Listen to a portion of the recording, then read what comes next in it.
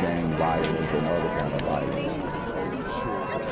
Get away! I could be at work, at school, in my car, I can still get shot by the police. I can get shot anywhere. So it is what it is.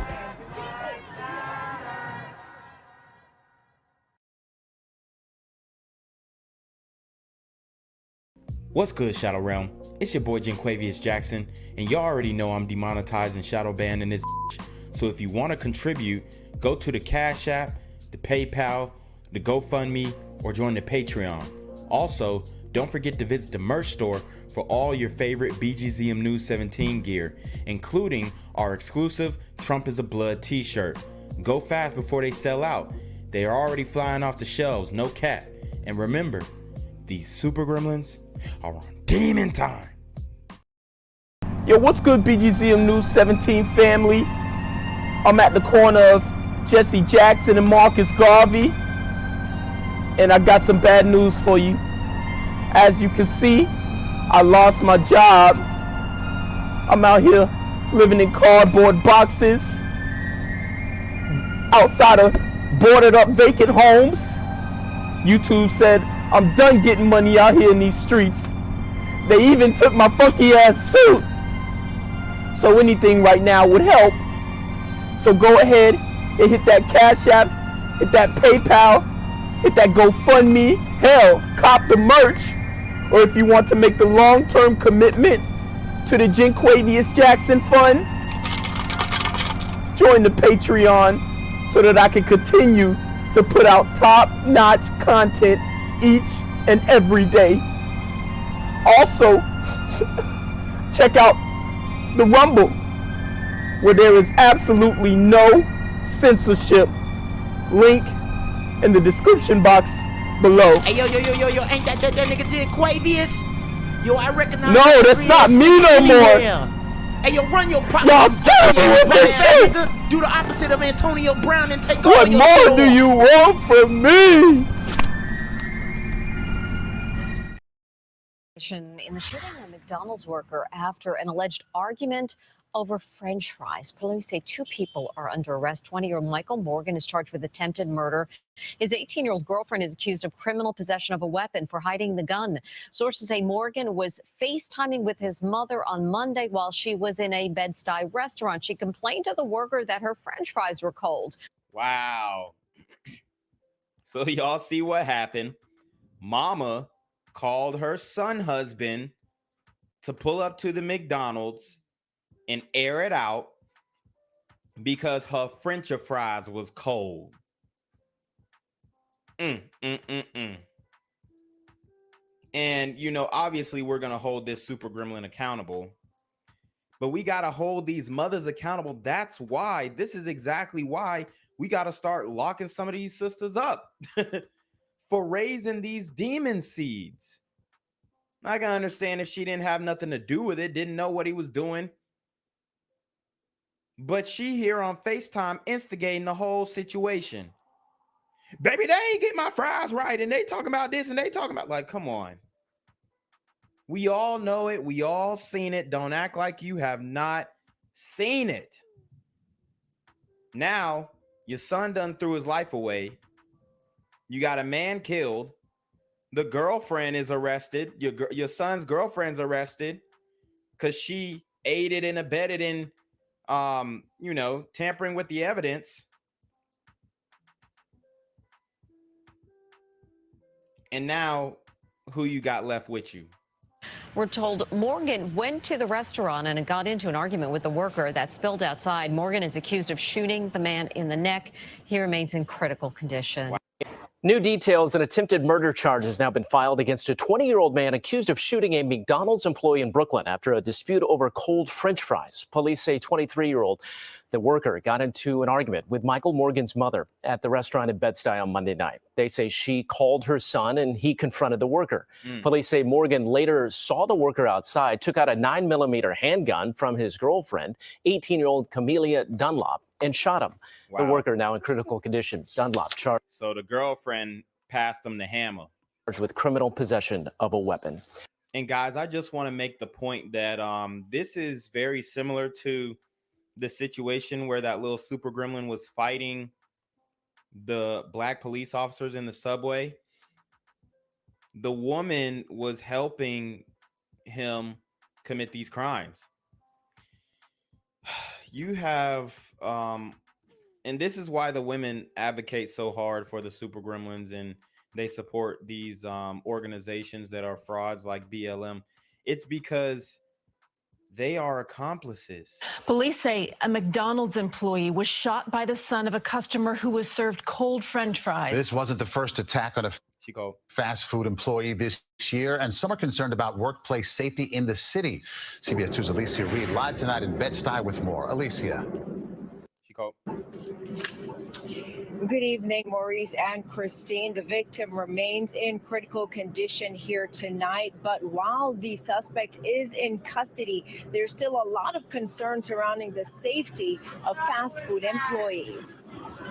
A Monday evening at work turned tragic for McDonald's employee Matthew Webb. That something could happen like that over something so simple as food, like that's crazy. I mean, but don't act like you ain't seen it before, sus. Like, why are we acting brand new in the community? Why are we acting brand new like this ain't every day? Simple disagreements lead to death. Okay? You got a man who was killed over some cold French fries. Now his body is freezing up. And they say he's in critical condition. I don't know if he's dead or not, but honestly, I think that he is. But this is insane. And they always doing this stuff at the McDonald's. Continue to mess up the business. And then y'all get mad if McDonald's had a super gremlin ban or even had a dress code. Sheesh. Sources tell CBS 2 a female customer complaining about cold fries was FaceTiming with her son during the disagreement. Witnesses say within minutes, the 20-year-old showed up to the Bed-Stuy restaurant and got into a verbal altercation with the 23-year-old employee. The argument spilled outside, and that's when Webb was shot in the neck. Damn. Cold French fries should not result in a shooting. At the end of the day, it's gun violence all over this country, particularly in this city, that has to be brought under control. And fast food restaurants are not the safe havens they used to be. Who's doing the gun violence? That's what needs to be brought under control. It's not the guns. It's the super gremlins on Demon Time. Attorney Sanford Rubenstein represents the family of Crystal Nieves. The 19-year-old was killed in January while working the overnight shift at an East Harlem Burger King. The suspect, who was later arrested, allegedly demanded money, then shot and killed her. Yeah, and we did that story, tragic story, and very sad. This one is just stupidity. But I mean, that one was at the Burger King as well, but you know,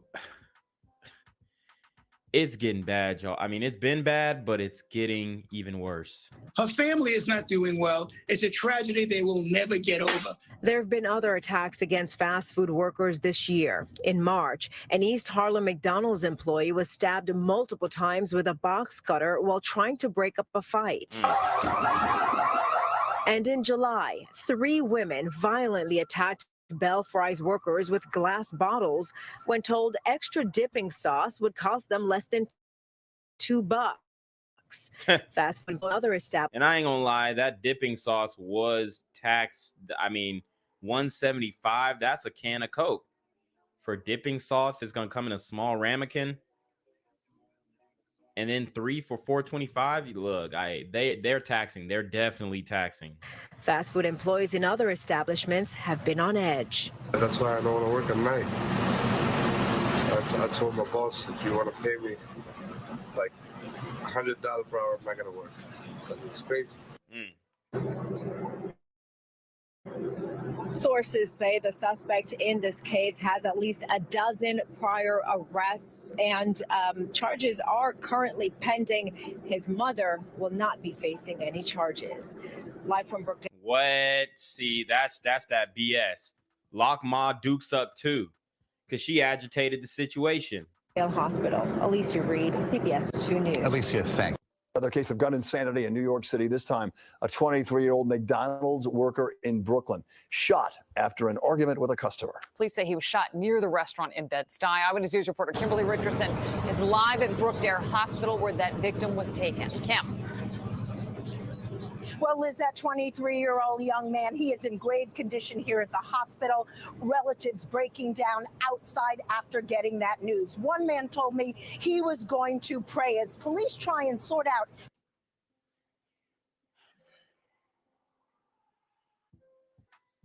He's gonna pray.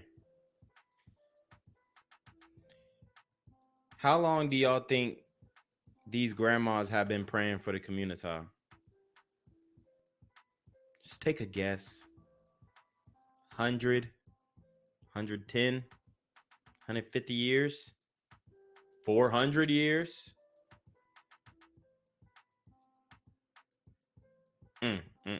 How things got so bad so fast.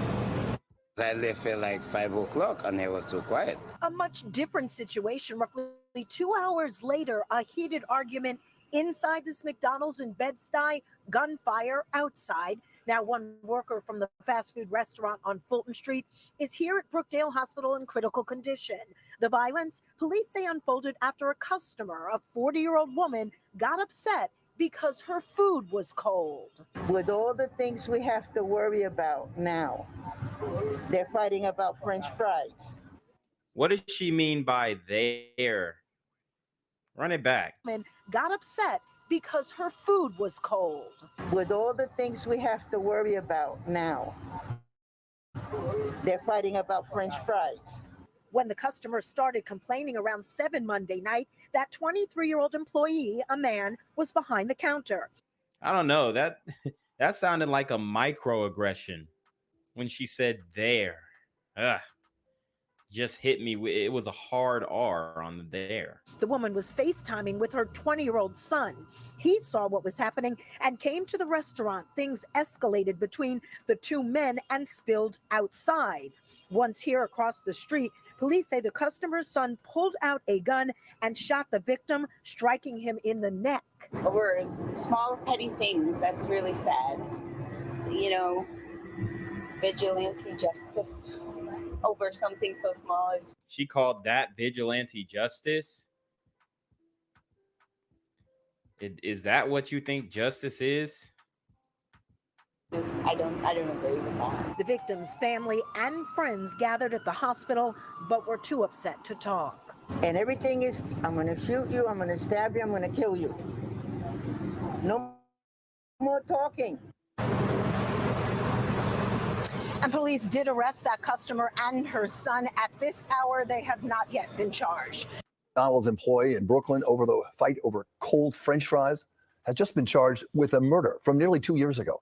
Wow. So he was charged with a murder from 2 years ago. These super sagging gremlins are on demon time. Cops say that while Michael Morgan was being questioned about Monday's shooting at McDonald's, he made comments, they say, that incriminated himself in an unsolved murder. Wow. He should have just kept his mouth shut.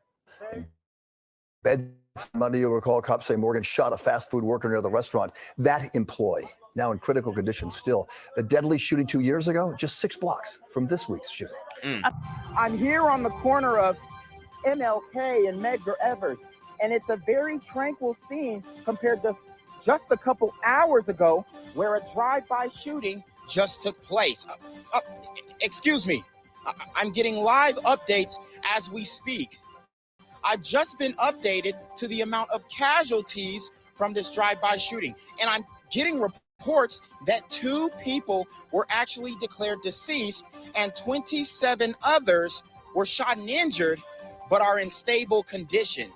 And although we must pray for the families of the fallen, we must also praise God for the aim of the super gremlin. If you want to know more about the victims of this crime, make sure you add BGZM News 17 on Patreon at www.patreon.com/blackgenzmindset. Also, don't forget to like the video, share the video, subscribe to the YouTube channel, and comment on the video to continue the discussion on how we can find solutions to all this gun violence in the streets.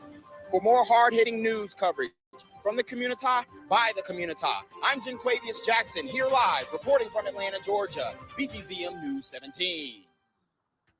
And cut. All right, dog. Let's get the out of here before these niggas come back. Whoa. Yo. Ain't that nigga J? Nah, that ain't me. That ain't me. He just went live That with ain't that me. funky ass suit on. That nigga. That's not me. Hey, get that nigga. Jenquavius Jackson, here live, reporting from Atlanta, Georgia. Pray for me.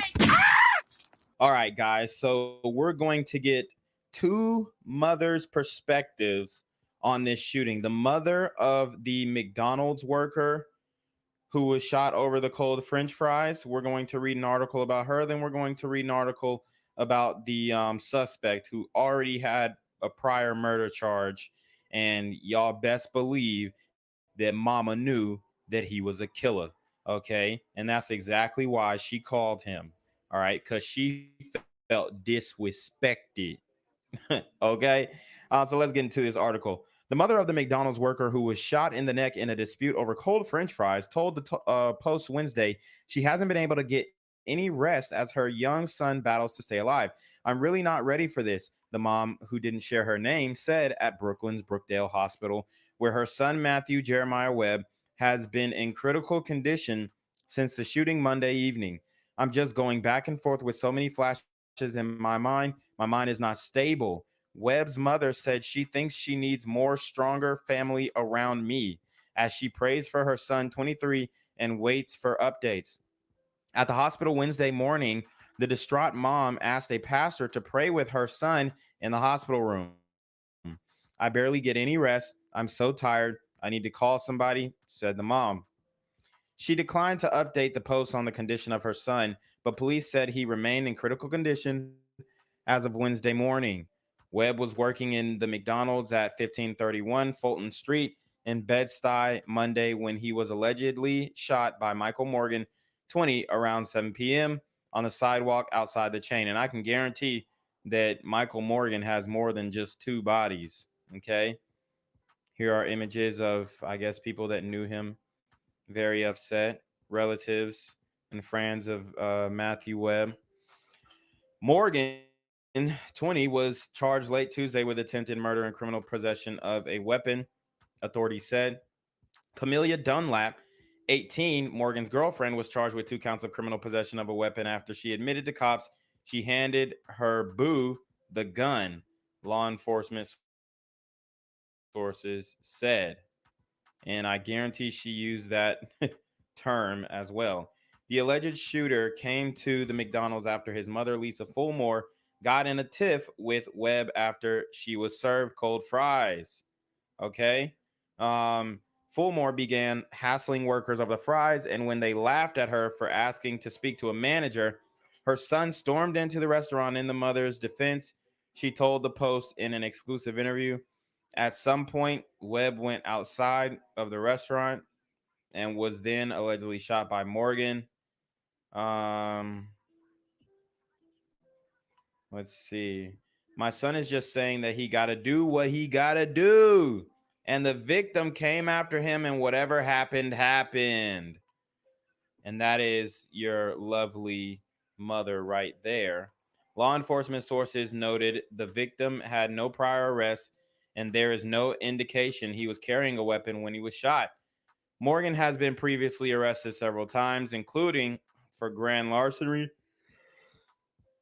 in 2019, and assault and theft of service in 2018, not to mention the murder that he just pretty much incriminated himself on. So let's get into what Ma Dukes really said about her sons and them. Mom of man in custody for McDonald's cold fry shooting details what led to incident, reveals son's chilling words. And she's obviously in defense of her son and her son husband. The mom of the man held in the shooting of a Brooklyn McDonald's worker over cold French fries told the Post on Tuesday that her son said afterwards he did what he had to do.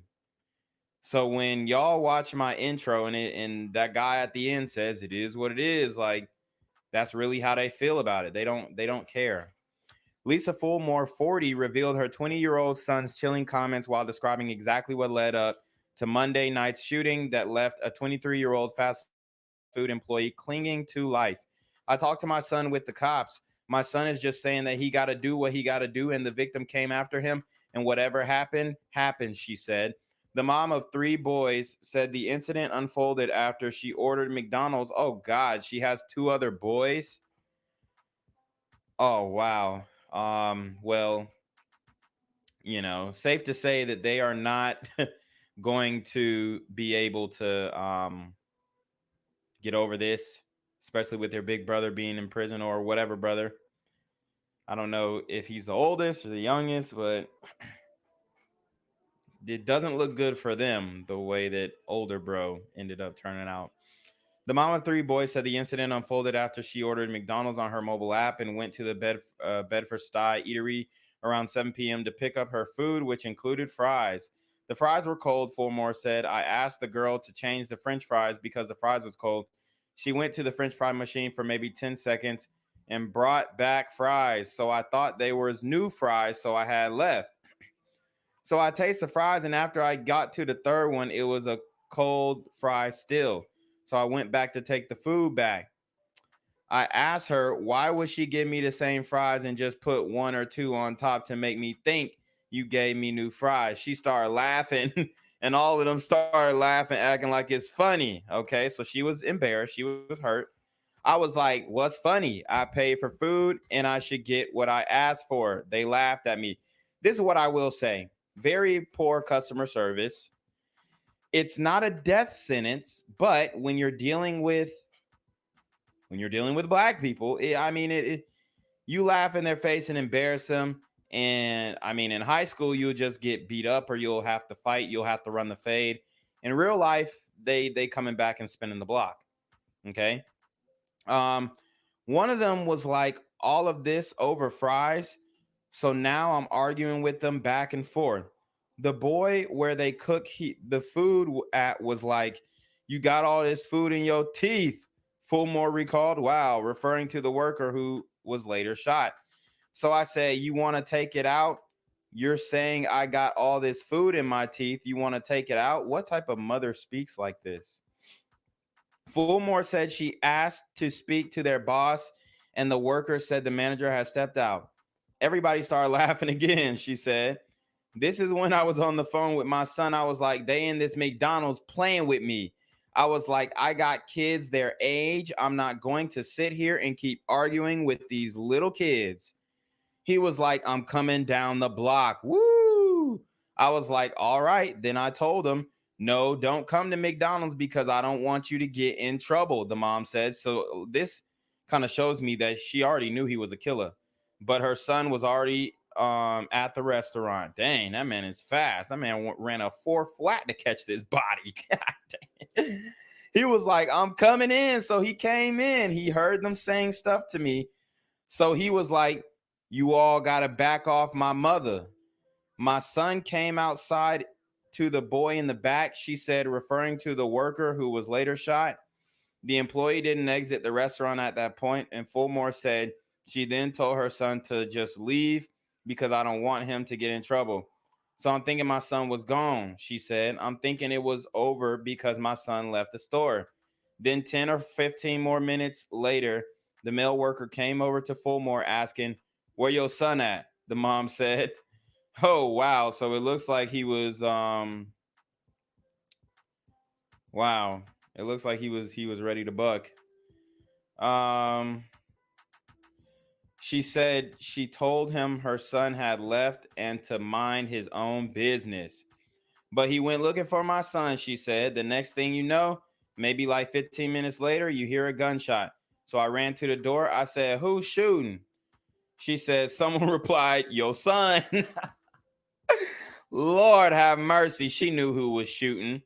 I looked and I seen a boy on the ground, and then I saw my son running the other way. I called 911. Then I sat there and waited. Damn, so mama called 911 on her own son. When asking if her son had a gun, the mom says she don't know, adding, I don't even know if my son did that, referring to the shooting. The only thing I know is that my son was arguing with that boy, and that boy did go out looking for my son. She needs to stop talking right now. Okay, stop talking right now. She said the victim changed his shirt at one point, and he has something under the blue shirt. That's why he put the blue shirt on. Law enforcement sources said the victim had no prior arrests, and there is no indication he was carrying a weapon when he was gunned down. But Fulmore, referring to the victim, said there was no reason for him to go outside looking for somebody. Wow, what a lovely woman. Whatever happened outside, you caused that to happen. Wow, no accountability for her son. She's blaming the victim. This is what we do in the community. We victim blame. Fulmore's son is in police custody, but has not been charged in the shooting. He has been previously arrested several times, including for grand larceny in 2019 and assault and theft of service in 2018. This is a bad guy. Police sources said he also has numerous sealed arrest cases. Those are juvie cases, they said. So mama has been raising this super gremlin on demon time. Gang violence and other kind of violence. Guess what? I could be at work, at school, in my car, I could still get shot by the police. I could get shot anywhere. So it is what it is.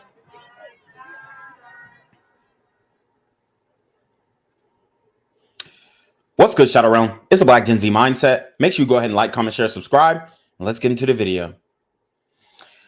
All right, guys. So we got to talk about this Nardo Wick situation. And if you are not familiar with Nardo Wick, he is a rapper, and he's known for a song that went viral on TikTok rather. And he's from Jacksonville. Okay. He's known for a song called Who Wants Smoke. He had a lot of other mainstream street drill rappers hop on the song, like 21 Savage, G Herbo, Lil Durk. All of these names you may not be familiar with, but if you're from the community, you know what I'm talking about. So I'll just kind of give you an idea of who Nardo Wick is. And then we will react to what happened and pretty much like how shitty of, you know, it pretty much comes down to this. The people that we are making celebrities are just shitty individuals. That's what it really comes down to. So let's talk about this. All right. Appalling moment, rapper Nardo Wick's entourage beats young Tampa fan George Obregon Jr., who asked for a photo, leaving him in critical condition with a brain bleed. Now, this guy, George Obregon, we're going to break him down as well. He comes from a really good family. People who care about him, people who love him. He was Nardo Wick's #1 fan, all right? And this is a white guy. And obviously, he has fully engulfed himself in the hip hop culture. Now he's kind of starting to see, you know, the ramifications of that, what comes with that. You know, we've seen other people get injured at these concerts. At the Travis Scott concert, you've seen it happen. We've seen concerts get shot up, all right, in Florida. I've done stories on that. I mean, we see it all the time, especially surrounding hip hop. So hip hop's main consumer, which are, you know, pretty much young white kids. And I'm not saying those are the main people who listen to it, but those are the people who are streaming heavily and buying the physical CDs. These people, and going to the concerts, these are the people who put money in this guy's pocket. But Nardo Wick, he has no business sense. He has no business acumen. he doesn't understand that. He doesn't know that, you know, the people that he has around him don't understand what's the bread and butter of the way that he's able to continue to make money. So here we go. An appalling video shows the moment several men in rapper Nardo Wick's entourage beat up a young fan after he asked for a photo. George Obregon Jr., 20, was left hospitalized in critical condition with a severe concussion and brain bleed after he was brutally assaulted by the 21-year-old rapper's companion, according to his family. Police said the fan approached Wick, real name Horace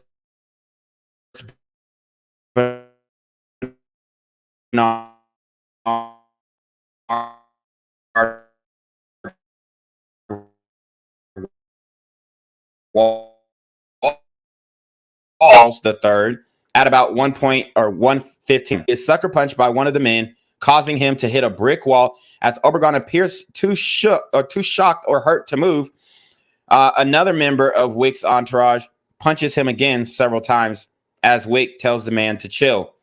So I mean, guys, these are stills of the video, and we'll show the video. I have nothing to lose at this point. We did get an early donation up in here. All right. Shout out to Christy Webster with the $50 Cash App. That is greatly appreciated. I don't know if you wanted me to say your whole name, but Hold on. Yeah. Hello? Where we at? Oh, you want to know where I'm at? We outside! Miss Webster is definitely outside with it. She knows what's going on. She has got her finger on the pulse, an ear to the streets, especially listening to my channel. So, as you guys can see, this is George. All right, George Obregon. All right. I mean, seems like a regular kid. This is what they did to him. Put him in the hospital. This is Nardo Wick. All right. As you can see, the typical street rapper. Chains. The bracelets are, as you can see, iced out. And they put a beating on this young man. So we're going to watch the video. All right. But I want to let you know that guys, this is a very graphic video. If you're squeamish, if you don't have strong stomach, I advise you not to watch or skip this part. But they completely violated this fan. And this is just another one of those cross-racial incidents that didn't need to happen. All right. And you have a guy who is a fan, a guy who loves Nardo Wick, right? He's listening to that boom, boom, boom, boom, boom, boom. You know, that's how I step on it. Matter of fact, let me read you guys some of his lyrics from the song that made him famous. All right. We'll read some of his lyrics. And the song is Who Wants Smoke? And as you guys know, smoke means pretty much who wants to get shot, who wants to get killed. Okay. The song was very popular on TikTok. People were reacting to it and whatnot. So the verse goes, who wants smoke with me, like 7 times. And then he says, nigga, who wants smoke with me? And then he says, who wants smoke with me? I'm trying to fuck a nigga's lungs up. They be like, Nardo, put them damn guns up. He says, fuck that. Say, big brother, bring them guns out. When it's smoke, we get to spinning while the sun's out. So what he's talking about is everything that I talk about on my channel, okay? He gets to spinning when the sun's out. What does that mean? What does that mean to you? Okay? And it's crazy how young fans are being fooled that these guys are like good guys or cool guys or, you know, to hang with or cool guys to aspire to be. These guys are not good guys. Now, here's the thing. When you see the video, well, we'll talk about that later, but he says, when it's smoke, we get to spinning with the sun's out. Now, what do you guys think that means? It means that they're committing these crimes, shooting other black men. Let's keep it a buck, because that's all they talking about, shooting other black men in the daylight. In the daylight. He says, I ain't never lacking. I pump gas with my gun out. Now, that is something that I do agree with. I've spoken about how dangerous these gas stations are. So you should at least have, you know, open concealed carry, depending on your state laws, at the gas station. So, you know, we can respect that line. Scream out what's happening, then get to bussing till I run out. All these niggas hiding, I'm like, where they at? It ain't no fun now. 7.62s, they big as hell, knock a nigga's lungs out. So he's obviously obsessed with knocking a nigga's lungs out. What does that mean? It means shooting you in the chest, shooting you in your chest cavity, right? Filling your lungs up with smoke. Hence the song name, Who Wants Smoke? So this is what young Nardo is speaking about. And this is the part that went viral on Twitter. 1, 2, 3, 4. Kick your door, get on the floor. So he's talking about breaking an entry. 5, 6, 7, 8. Don't make no noise. I'll eat your face. And what he means by eat your face is, you know, essentially mangle you with bullets. All right. 9, 10, 11. We ain't gonna say that number. We don't fuck with Jakes. I'ma kill 14 niggas if 13 bitch niggas play. Okay?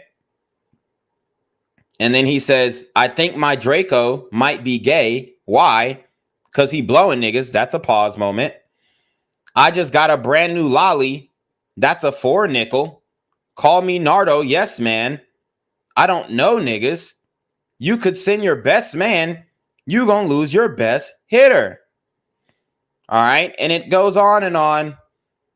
And I mean, it gives you a sense of the type of guy that he is. Now, I can't play the music because he's copyright. You know, if he was some local rapper, I wouldn't, you know, wouldn't be worried about it. But he's got a major deal. So, you know, they have that music on raps. But we can play this video.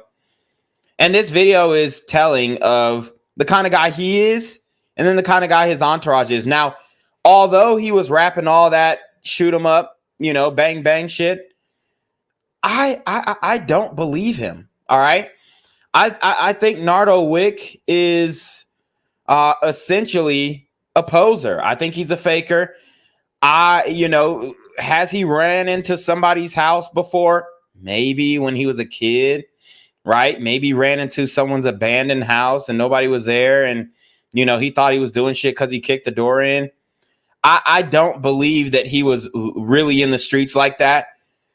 By his posture, by the way he carries himself, you know, by his demeanor. I've seen him in interviews. I just don't believe it. You know, now I'm not saying he didn't grow up in the hood. I believe he grew up in the hood, but I don't think he was like really doing shit like shooting niggas and hitting licks like that. All right. Now, did he run on somebody's house unsuspecting before? Maybe. I'm not saying that he hasn't, but I'm just not sold on it. And then this video kind of backs up what I'm saying. Now, in this video, you are going to see people around Nardo, his entourage, and they're essentially having a conversation, whatever. And Nardo's number one fan, his number one fan, George Obregon, comes up and is looking to get a selfie. Let's watch.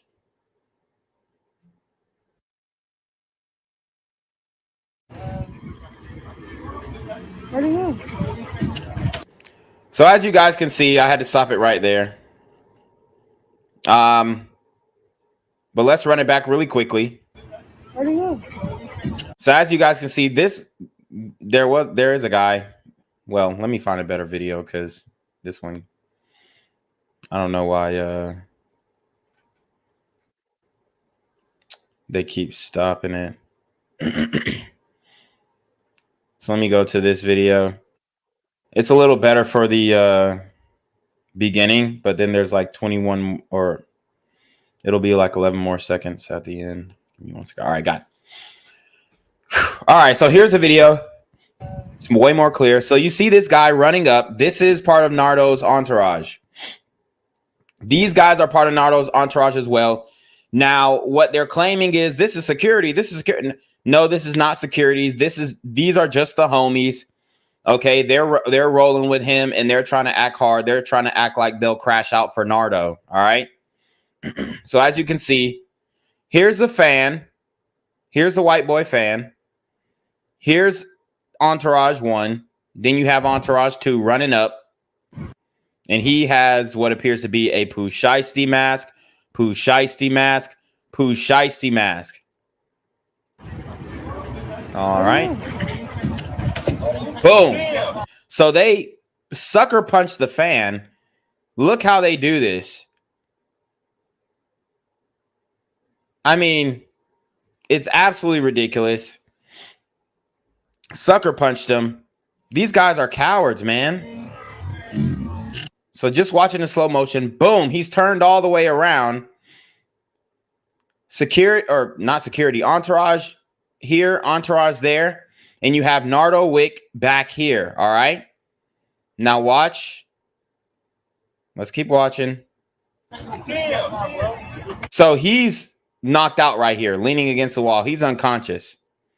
And then you have this idiot who tees off on him, swings on him for no reason. Wow.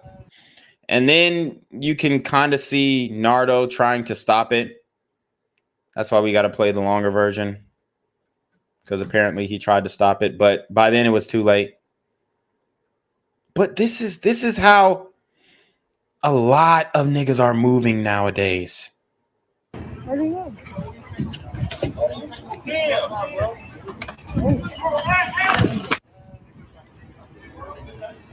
So you saw it. So it looks like Nardo was trying to stop him and pull him off, but by then the damage is done. The damage is done. And what does this mean? I'm trying to let you guys know that this guy is no good.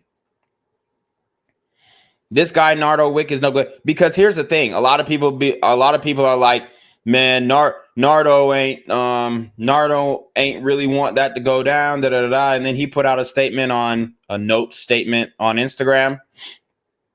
But the reality is he did want that to go down, because that's the type of company he keeps. He wants people around him that are maniacally violent. Okay. There's no rhyme or reason to their methods, or their judgment is impaired, but he wants these people around him. Why? So he can seem hard. So this is his fault, and he should take 100% full accountability. And that was his mans who did that. Okay. So this is his statement. I don't condone what happened to my fan, George. And this was not only just your fan. This is a #1 fan. This is a #1 fan. A guy who went the full lengths to get one-on-one with you. And when he almost gets face-to-face with you, you repay him by knocking him unconscious and then continuing to beat him until he falls on the ground. Now, I've told you guys about the overkill of these super gremlins on demon time. Okay? It's overkill. They'll knock you out, then they'll keep stomping on your head and kicking you and beating you, and they're trying to kill you. Okay? Same situation we saw with the young man who was killed in Las Vegas, the high school kid. I think his name John Lewis. Okay? But here's what Nardo has to say. I don't condone what happened to my fan, George, after my show in any type of way. I expressed to him and his mama how sorry and concerned I was that it happened to him multiple times before anything was even posted or on the internet. I sent his mama my number instantly the night it happened. I was even going to make a post to try to find out who he was before his mama texted me. I can't control another grown man's action. I can't control another grown. So you can't control the people who you're around. He doesn't want to take accountability for this. But guess what you can do now, Nardo? You can give this family some justice. So you could say, hey, this is my friend. He assaulted, he assaulted this man, George Obregon.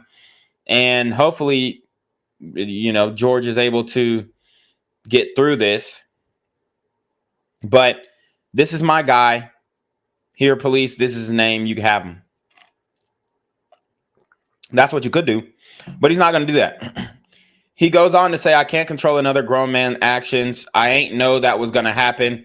And I was mad when it happened. I tried to stop it, as you can see in the video. And if somebody got the longer video, you can see how mad I was. I love and appreciate all my fans and don't condone in what happened at all. That shit ain't gangsta or cool in no type of way. So he says it's not gangsta or cool in no type of way. But isn't it? Isn't that what you are talking about in your music? Isn't that how you, as you so eloquently stated in Who Wants Smoke, this how I step on niggas? Okay? Although this time it wasn't just a nigga. So now you know you in trouble. Now you know you in trouble. Because this family is about to sue. And I hope they sue the living daylights out of you. All right? Because this is something that deserves a lawsuit. I know we got a lot of people suing for random reasons and unsubstantiated claims. This one right here, real. You got video footage. You got everything you need to make a case. All you need to do, Nardo, is, you've already admitted to it. At this point, you're toast when it comes to civilly. Now, you could also do the right thing. You could also do the right thing and give your mans up. Who's the guy who did this? So let's kind of read the comments. Your bodyguards almost killed a dude, and all you say is damn, oops. It says, unlike other celebrities, I feel like you actually wrote this instead of your PR team. For that, I respect. So as you can see, people are still siding with him. Then reveal the animals who did this and explain why you rolled out after it happened. Right. Reveal the people who did this. All right. But he won't do that. He won't do that. How can one post bring out all the white people is what this guy says. Pay the kids legal fees and send your homeboys to jail. Yep. That's pretty much it. And medical fees. All right. Notes apps means he's serious. Then publicly denounce the guys who did it and get them out your freaking entourage. How you going to let any of your boys disrespect your fans like that? It is what it is. This is further than disrespect. This was attempted murder. Yeah. This ain't just, how you going to let them disrespect? No, this is attempted murder. This is far from just, saving face from the disrespect, yo. No. This is far from that, man. We're past that. We're past that. And out of all the rock concerts that I've seen, all the mosh pits that I've been a part of, you know, I've never, ever, and you know how mosh pits go. You're throwing bows, you're throwing hands, you're throwing fists, you're throwing feet, you're throwing whatever.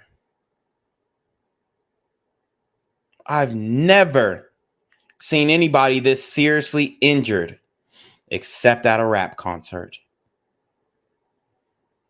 Even in the most raviest moshes with all the freaking goth kids and the kids who want to kill themselves and the kids who want to slice their arms open and their thighs and shit. I've been in mosh pits like that, and everybody's swinging and gyrating and throwing every part of their body, and I've never seen somebody get knocked out or seriously injured in that way other than at a rap concert. Whether it's being shot or being punched in the face and KO'd, and then people wanting to stomp on your face while you're down, people wanting to punch you while you're down. I mean, look at this kid. Does he look like a threat? Does he look like a threat? No. And they knew he wasn't a threat. That's the thing. See, this is what a lot of people don't understand. When you see these incidents like that, these super gremlins know what they're doing. They knew that guy was not a threat. And here's the thing. A lot of these guys are jealous of Nardo. Okay? And his success and his fame and his money and his fortune, right? A lot of these guys are jealous of Nardo. So when they see people coming and wanting to celebrate him, it angers them. So what they do is they want to sabotage that interaction. Man, this lame ass nigga meat riding. That's what they really, you know, that's what they mean in their heart. But what comes out is straight violence. Man, this dick riding ass white boy, boom, and they just knock him out. Like, it's an instant reaction, and it's very unfortunate. All right, it's very unfortunate. So we're gonna get to how the family is reacting to this.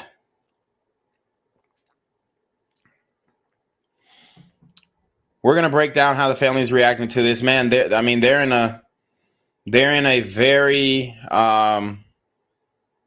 tough position right now, and I feel for the family. As you guys can see,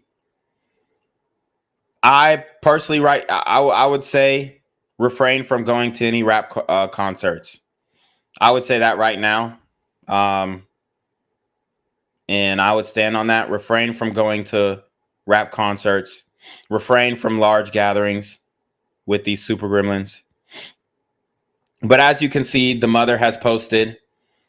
She says, I want everybody to know, or I want everybody to see these motherfuckers did what these motherfuckers did to my son. At no point was my son aggressive. At no fucking point did he show any sign of harm.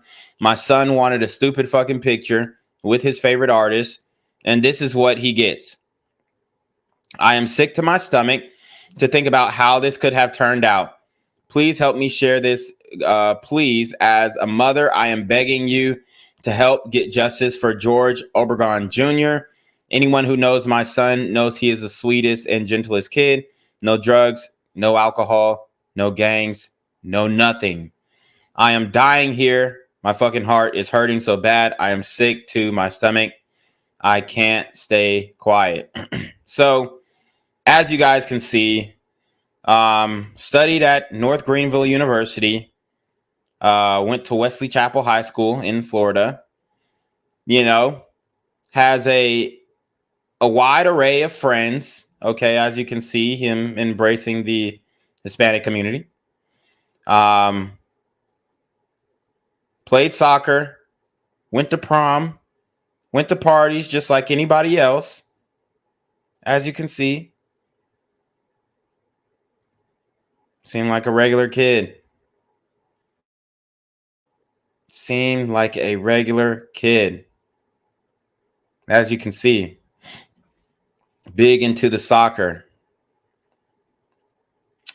and they just knocked him out. No questions. No, oh man, what's your favorite song? Right? What's your favorite song? None of that. Just pure violence. Now, if he would have been watching my channel, we could have prevented this mess. I would have told him, don't even go to the concert. I don't give a fuck how much you like Nardo Wick. Guy's a clown. Guy's a clown. All these fucking rappers are. So I don't care how much you like this guy. Don't go. Just don't. But as you can see, he fell in love with hip hop. And this is how it turned out for him. He says, this is what happens when you go watch one of your favorite artists and their bodyguard takes it to another level over a selfie. You end up in the hospital with a concussion and bleeding in the brain. So this could affect his livelihood, the way that he moves, his motor skills, functionality for the rest of his life. This guy's life is totally altered. And Nardo, there's no accountability.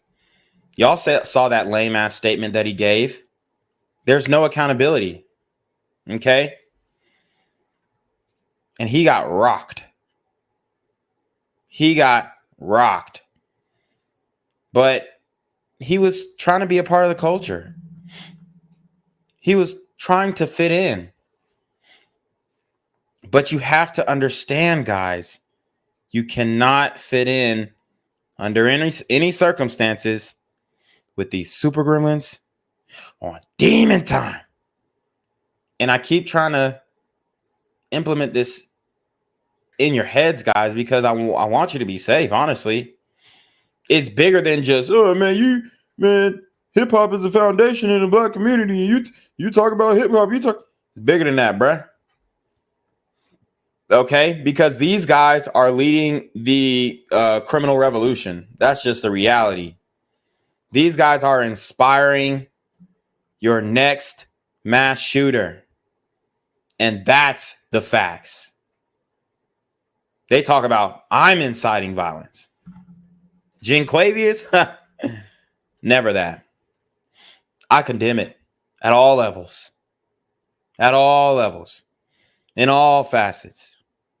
But as you guys can see, the social media oligarchs that be do not think that a message of safety and avoidance is one that is permissible on their platforms. And that is why I'm shadow banned, guys. That's why you need to support the channel. That's why you got to hit the PayPal, the Cash App, cop the merch. We are going to go into a brief intermission. We're going to talk a little bit more about Nardo Wick, and then we're going to go ahead and move on to the next story. What's good, Shadow Realm? It's your boy, Jinquavius Jackson, and y'all already know I'm demonetized and shadow banned in this bitch. So if you want to contribute, go to the Cash App, the PayPal, the GoFundMe, or join the Patreon. Also, don't forget to visit the merch store for all your favorite BGZM News 17 gear, including our exclusive Trump is a Blood t-shirt. Go fast before they sell out.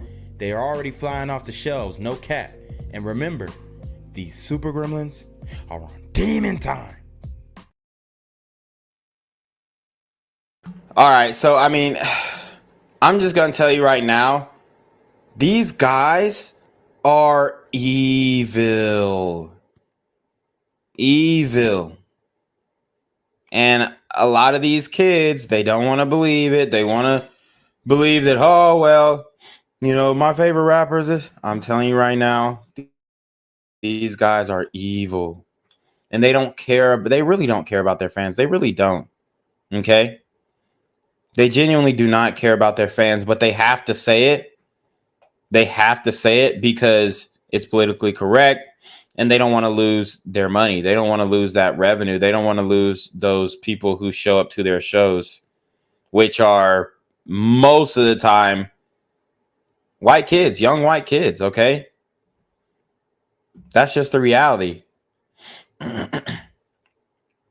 That is just the reality. And if these young white kids stop supporting the hip hop industry, it would die overnight because black people are just not spending their money in the industry like that. They're not really going to concerts like that. Now they'll go to the club where the guy is performing and pay the $20 fee at the door. And yeah, you know, some of that goes to the artist, some of that goes to the club. But let's keep it a buck. These festivals, these concerts, these are white people who are buying and participating in these events. So let's see what the news has to say about Mr. Nardo Wick here. And then we will move on to the next story. And, you know, and it's just not right. It's not right. The mother of a 20-year-old Pasco County man seeking justice after he's beaten outside of a concert venue in Ybor City. Video of the incident is disturbing. It shows the victim being punched and left unconscious. His mom says he was just trying to get a photo with the rapper. It happened early Monday morning outside of Club Sky. That's on East 8th Avenue in Ybor City. That's where News Channel 8's Annie Mapp joins us live. I spoke to witnesses and family members of 20-year-old George Obregon Jr. who say they went up to rapper Nardo Wick after he performed here at Club Sky. But as you're about to see, that encounter quickly turned for the worse in this alley. I want to warn you, the video I'm about to show you is graphic. Witnesses tell me 20-year-old George Obregon Jr. was walking over to rapper Nardo Wick to ask for a photo when things turned violent. I was just shocked because I just watched it happen. Video shows the fan turned victim being punched several times and falling to the ground. Witnesses say the suspect who punched him then drove off. I walked over to him and I... Damn, so you heard that. Does that sound like what Nardo Wick said in his notes app? I really care about my fans, and I was mad that this happened. As a matter of fact, I was the first one to call his mama, and I told her, we gonna get this situation solved. Well, how much you want? 500, 200, 250?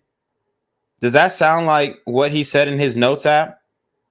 Because obviously, from witness testimony and from the news reporting, him and his buddies beat this guy up. And what I'm starting to see now in the video is he didn't pull his buddy off because he cared about this guy. He pulled his buddy off so they can make a clean getaway. I mean, what a piece of shit, right? He didn't pull his buddy off because he cared about this guy. He gave a fuck about this guy. They smoked a blunt in his honor and hoped that they caught a body that night. I'm telling you the mindset of these super gremlins. They smoked a blunt in his honor, hoping that he didn't make it through that hospital run. And the only reason they would hope that he did is so that Nardo Wick wouldn't have to face the consequences of him and his team's action. But Nardo wasn't trying to pull him off. And so, y'all see, I was mad after the video. Who got the full video? Nobody has a full fucking video. Nobody wants to show the rest of the video because it shows how much of a piece of shit you are. Right? It's absolutely ridiculous.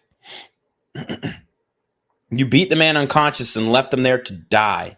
I sat him up and I was trying to talk to him and he was unconscious, and it was one of the hardest things I've ever been a part of, ever seen. Connor Villa tells me he drove his unconscious friend to the hospital where doctors say that...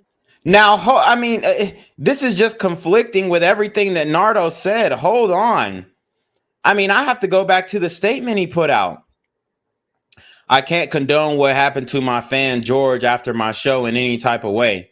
I expressed to him and his mama how sorry and concerned I was it happened to him multiple times before anything was even posted or on the internet.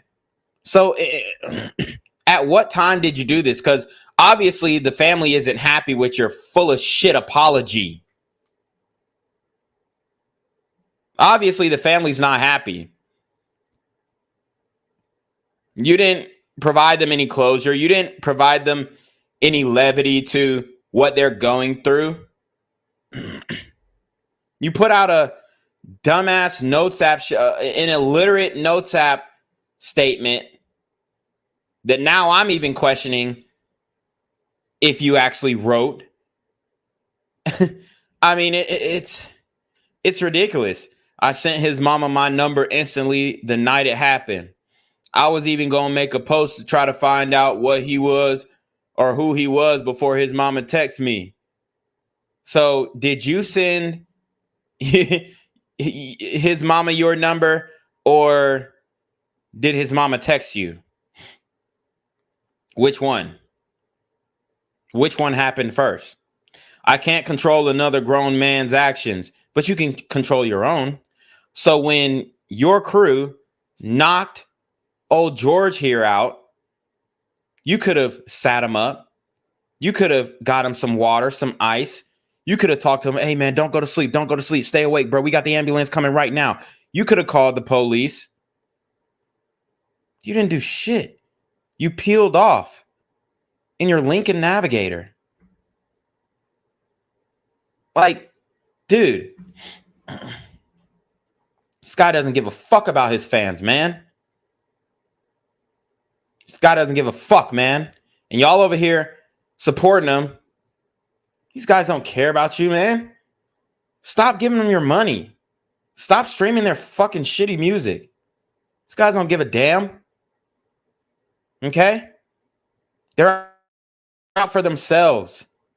And if you get shot at their concert, if you get beat to death at their concert, if you get trampled at their concerts, they're going to wipe their hands with you. Put out a notes app statement on their Instagram and then do a whole bunch of fucking drugs. That's what they're going to do. Because that's who they are. These super gremlins are on demon time. The victim had a concussion and bleeding to the brain. To see the video and actually see what they did, you don't wish that on anybody. Tampa police believe the suspects captured on video hitting the victim are no stranger to the rapper who had just performed at Club Sky. We believe the artist's entourage actually went and physically attacked the victim. I reached out to Nardo Wick's manager. He told me the suspects are not the rapper's security guards or directly connected to him, and says, pardon quote, Nardo is furious over what happened. He did not condone or participate in anything that occurred. He took no part in it. As soon as he realized what was happening, he jumped to put a stop to it. So, did he tell the police who these guys were? I'm sure he knows who they are, at least their street names. Because if he didn't do that, then we don't have anything to talk about. Now, the victim's family tell me he is still hospitalized but is making progress. Tampa police is still looking to identify the suspects captured in that video. Those suspects could face felony battery charges. Anyone with information or who witnessed the event is asked to contact Tampa police. What the fuck do y'all mean? Anyone with information or who witnessed the event? Nardo Wick was there. He is I mean, at least a Jacksonville superstar. At least his name's popping in Florida. He was right there. Question him. He knows who did it. What the? What? Anyone who knows anything about the suspect, the nigga he knows them. Those are his guys. Those are his guys, man. What the fuck? And this is what I'm talking about. He's a shit person because he's not letting anybody know who they are. Who are those guys? What are their names? What do they go by? What are their street names? It's absolutely ridiculous. Okay? It's ridiculous, man. Yet, these types of things continue to take place. And I don't understand how these other communities haven't wake up. Stop. I've told you guys before, stop going to large gatherings in the community. Period. Do not go to these rap concerts. Do not go to these kickbacks, these parties. They are dangerous. Ybor City, Annie Map 8 on your side. So as you can see, no accountability from Nardo Wick.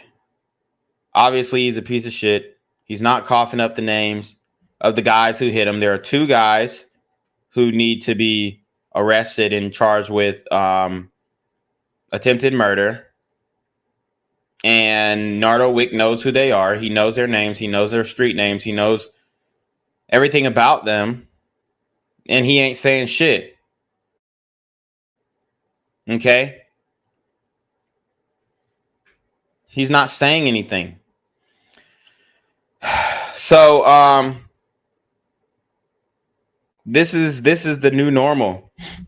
This is what your favorite rappers think of their fans. Okay? It just makes no sense. So I hope they sue. I hope they sue the record label he signed to. I hope they sue him personally.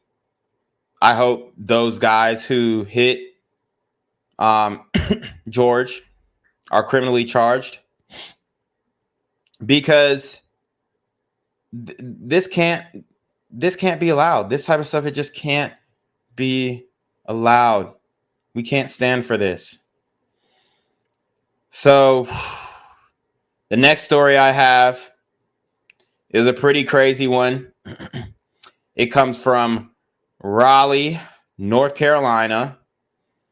And we're talking about these young kids. We're talking about these schools. We're talking about how violent they are. And, you know, what makes them so violent? Why these kids can't get along? The bullying that goes on in these schools, in particular, the black schools.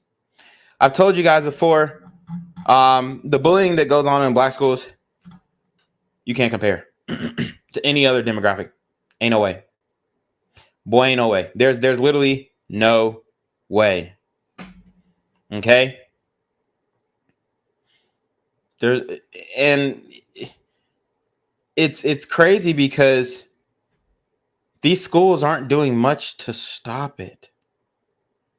It's almost like they're allowing it to happen, enabling it to happen.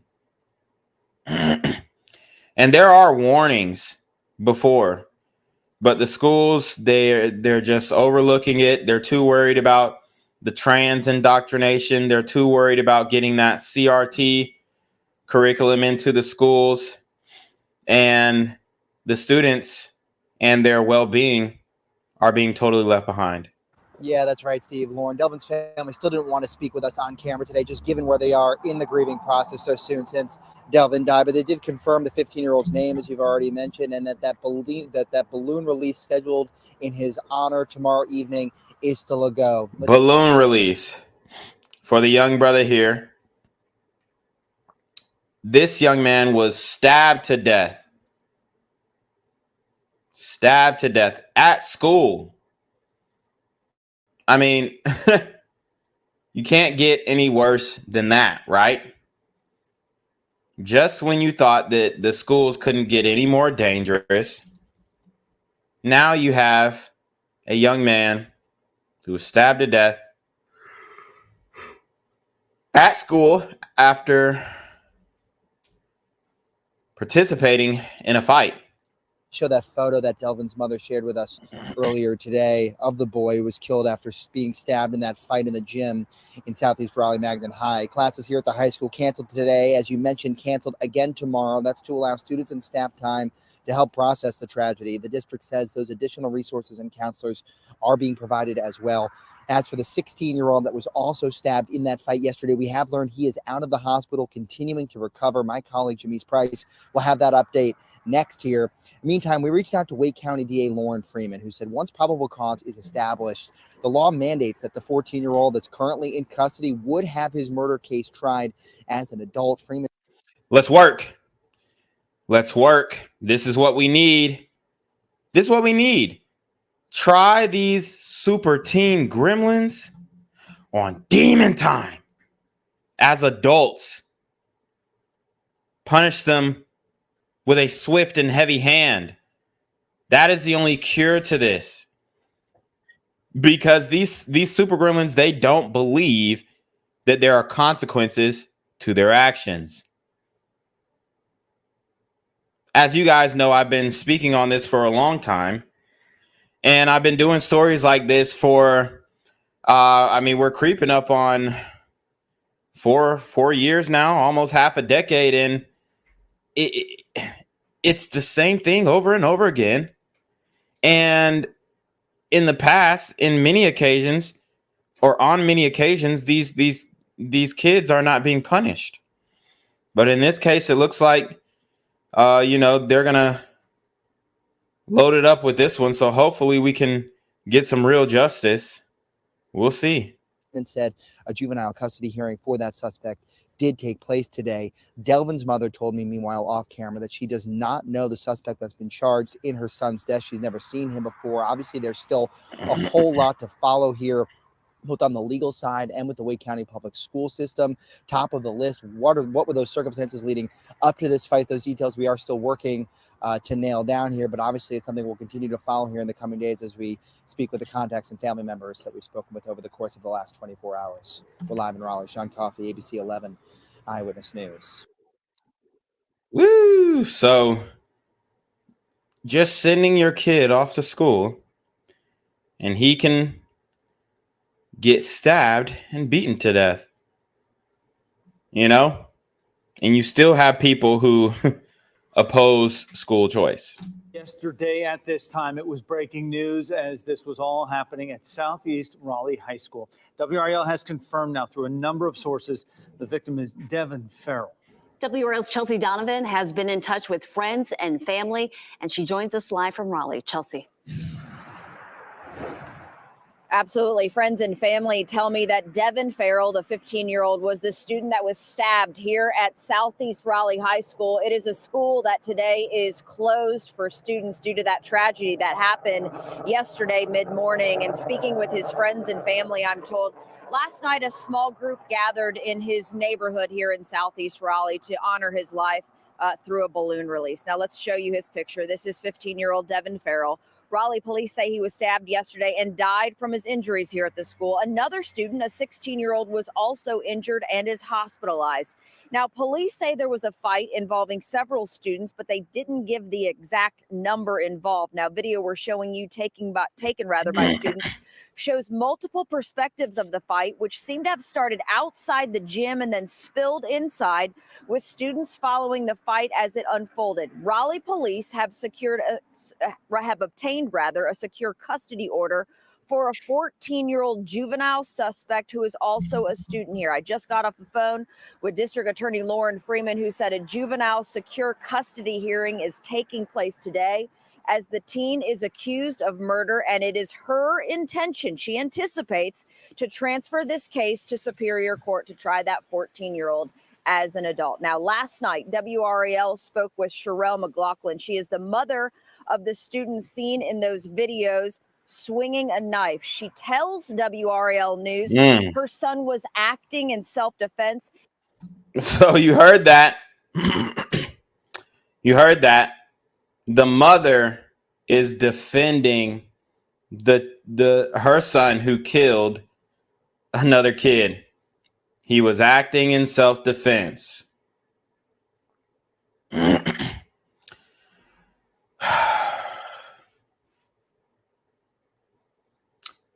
These are the women raising children, the fathers, nowhere to be found most of the time. The fathers are Thug Max Alpha Simps. If you don't understand what a Thug Max Alpha Simp is, I'll explain it to you like this. A Thug Max Alpha Simp is a Thug Maxed black male in the community who is a perceived alpha, okay? Emphasis on perceived alpha. We don't actually believe that he is an alpha, but he is a perceived alpha by black women because he is thug maxed. But in all actuality, he is indeed a simp because he is willing to crash out for these same women who pretty much get these black men to crash out on a day-to-day basis over a lot of times lies, unsubstantiated claims, or very small little skirmishes, and they get these thug max alpha simp black men to crash out over them because of that's what my baby mama said, or some bullshit like that, right? We see this all the time. Okay, the video that I showed earlier was an example of a son husband thug max alpha simp who his mom got him to crash out at McDonald's and shoot the young man, the teen worker at McDonald's, and that was his second body on paper, at least, that this young man, the second murder that he committed. I mean, these things, you can't make this shit up. But you have these women who are getting impregnated by these thug max alpha simps, and then the thug max alpha simp is doing what he do, okay, just dipping off, and then the women are left to raise the children. And boy, there ain't, I'm sorry, but there ain't nothing worse than these modern day single mothers. Nothing worse. These are the worst parents, I mean, in the last couple centuries. The last couple centuries. These are the worst parents, bro. Specifically in the community. That's what I talk about. And these women are defending their children who are murdering people. Her son just murdered somebody, and she said, oh, he was just defending himself.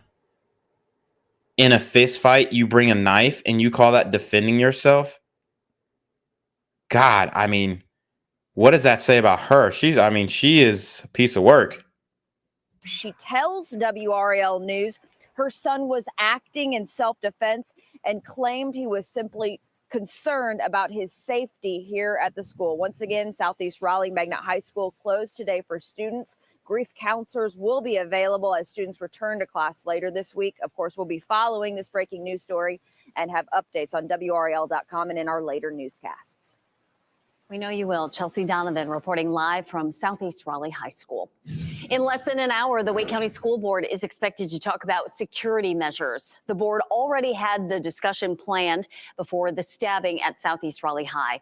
Board members are reviewing a suggestion to make clear bags mandatory at school sporting events. The intent is to deter people from. So they're making clear bags mandatory at school sporting events. This wasn't even a sporting event, though. I mean, what about in school in general? And this is how you get the, uniform, clear bags, metal detectors, and then that's when the school starts looking like a prison, and that's when the black women are going to come out and say, oh, well, it's the public school to prison pipeline, and we trying to stop the pipeline. We trying to clog the pipeline. And but the reality is your kids are making the school dangerous. The school has to take up extra security measures. And then now you're complaining because you believe that it's racist to secure the school that your kids are making dangerous. Do I have that right? Do I have that right? Okay. Do I have that right? Because it's a cycle that continues to perpetuate itself. And we're going to look on great schools to see the demographics of this Southeast Raleigh High. But your kids are making the school dangerous. And now you're complaining because you got to wear clear bags. You have to wear a uniform. You can't wear your hair a certain type of way. You can't do all these things, and you're upset. But the only reason these rules were put into place is because every single year your kids make the school like 10, 20, even 30% more dangerous. These super teen gremlins are on demon time. Bringing guns or other weapons onto school campuses. More cold air is dropping in. All right, so we're going to continue getting the details on this story, and I'll show you guys the full fight as well. I do have the full fight. Sorry, there's an ad, a super loud ad. But we're gonna keep digging into this. I do have the Great Schools app pulled up, so in between one of these videos, we'll check that out to see what's really going on at this high school. And breaking news in the last 15 minutes, school officials announced Southeast Raleigh High School will be closed tomorrow. This comes after a deadly stabbing of a student at the school today. Thank you for joining us. I'm Deborah Morgan. And I'm Gerald Owens. Sky 5 flew over the school this afternoon. Officials tell us it happened during a fight in the gymnasium. Now a student is dead. Another has non-life-threatening injuries. A third student is in custody. WRAL is bringing you team coverage tonight. Matt Tallhelm is at the Walnut Creek Amphitheater, where parents are picking up their students. Let's go ahead and start with Mark Boyle in the WRAL Live Center. Mark, we're getting now a better look at the moments just before the stabbing. This is clear video. It's a different vantage point. Another student had their phone out recording. We're going to play this and then pause it right before this first initial stabbing. You'll see right here, watch the student right there in the red hoodie. And then you'll see another student right there punch. We're going to pause it. Then he comes around with his hand. And then this next clip is going to be inside the gymnasium. All of those students there rush inside. Take a look at this. The melee there continues inside. And then another interaction. The fight continues. And that's, again, where the stabbing continues. We hit pause on the video right there because you can clearly see what is unfolding. At the top of the newscast, I mentioned a statement from the school. Now this is part of it on your screen. It reads in part, both victims were transported to the hospital. The students passed away. The second victim remains hospitalized with non-life-threatening injuries. God damn. And this is just like a prison. You have a student being stabbed to death in school, like Derek Chauvin just got stabbed almost to death in federal prison in Arizona, I believe. I mean, the schools are not, it's not a prison because, oh, the walls and there ain't no windows. No, the schools are prisons because your kids are as bad as the criminals in the prison. It goes on to say, to provide us the time and space to process today's events, school will be closed tomorrow at Southeast Raleigh High School. Also new here at 5 o'clock, Josh Stein, Attorney General, saying on social media, I'm praying for the Southeast Raleigh High School community, especially for the loved ones of the student who was killed. It's tragic and devastating. Updates here in the Live Center as we get them on this developing story here tonight. Back to you. All right, Mark, thank you. So sad. First day back. And they love to say, oh, it's tragic. It's tragic. It's devastating. It's so sad. But we're not really addressing the root issues, right? As they like to call it. The root issues are these single mothers are raising horrible children. Black men are leaving the homes and they're leaving these women and their kids to fend for themselves. Now, the argument can be made that the men who are doing this, these Thug Max alpha simps, are a small minority, which, you know, I definitely agree with that. You have these women who are attracted to these Thug Max alpha simps and don't secure commitment before they have a child with these guys. And these guys might have 3, 4, or 5 other baby mamas on the side. And these women continue to still allow them to impregnate them. I mean, you can't make this type of stuff up. But it's pre-selection at work here. So we have a whole bunch of issues. The women in the household, they can't discipline these children or they won't. As you can see, most of the time it's they won't. The woman is copping pleas for her kid here, and he stabbed a kid to death. Stabbed another. Back after a holiday vacation or holiday weekend. Let's go down to Matt Tallhelm. He's at the pickup spot for Southeast Raleigh families, Walnut Creek Amphitheater. Matt, the superintendent called this situation disturbing. No doubt parents feel the same way. Yeah, Gerald, disturbing, discouraging, terrible. Those are just some of the words that parents used to describe what happened on campus about a mile down the road here. But just in the last 30 minutes, the final police officer left here at Walnut Creek. There were police and security everywhere here because this was a reunification point, a place where parents could come, they could park here and reunite with their students. Dozens of parents rushed here to reunite with their students after these stabbings. There's little a parent can do but wait when their child's school is in lockdown. They've been stuck in the cafeteria for the last few hours. Robin Sinford's child shared this photo with her from inside Southeast Raleigh Magnet High School. My kid's never not done lockdown practice and active shooter drills. It's awful. Mom rushed toward the campus after hearing about the fight and stabbing. It was only hours after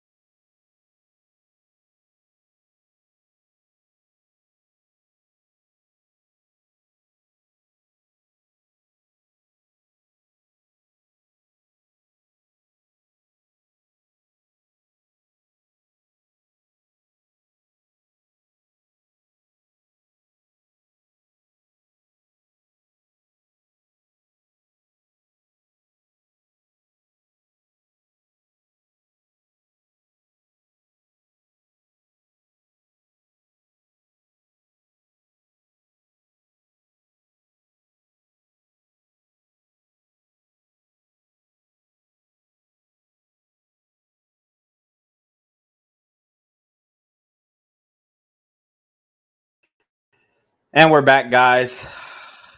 I apologize for that. As you guys know, YouTube has my number. You know, they will do anything to suppress the kid, Joe. It's crazy. They were trying to take the stream down. But we're back.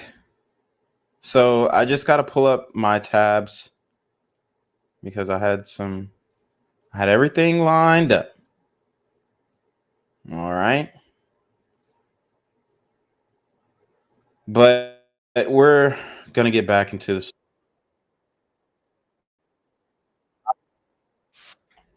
This one is, all right, let's see.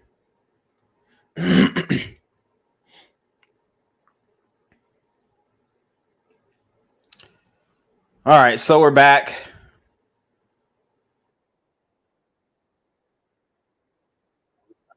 Back, right? As we light the spark of learning for all the people of North Carolina. All questions are welcome.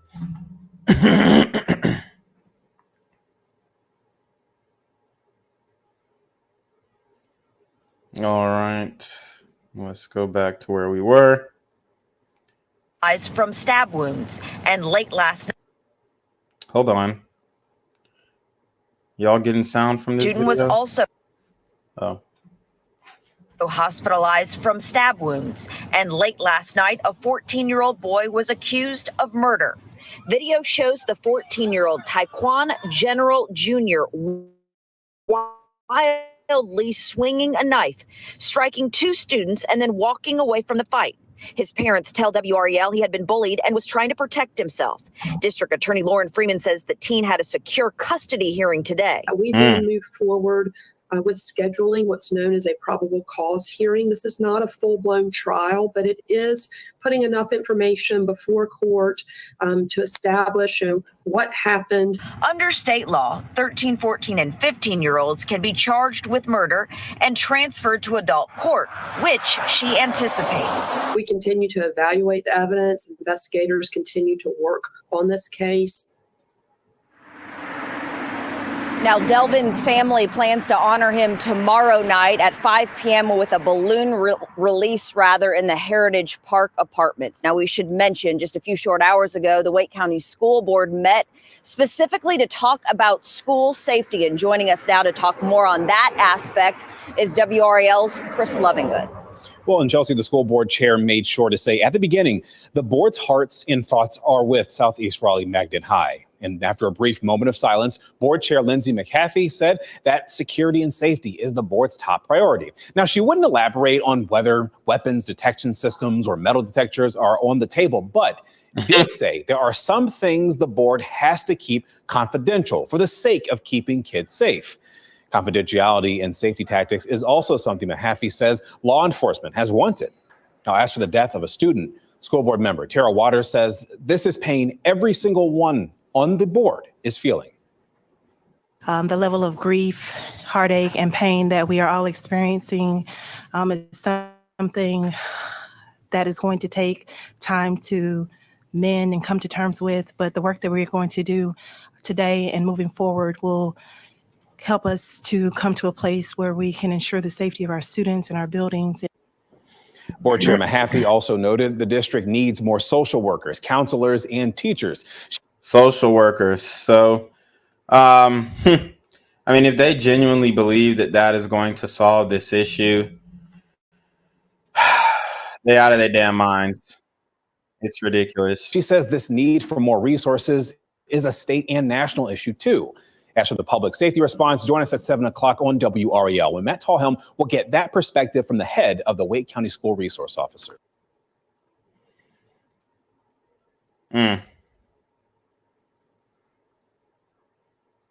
I mean, if it was just that simple to get more more social workers in there, then wouldn't that have already been done?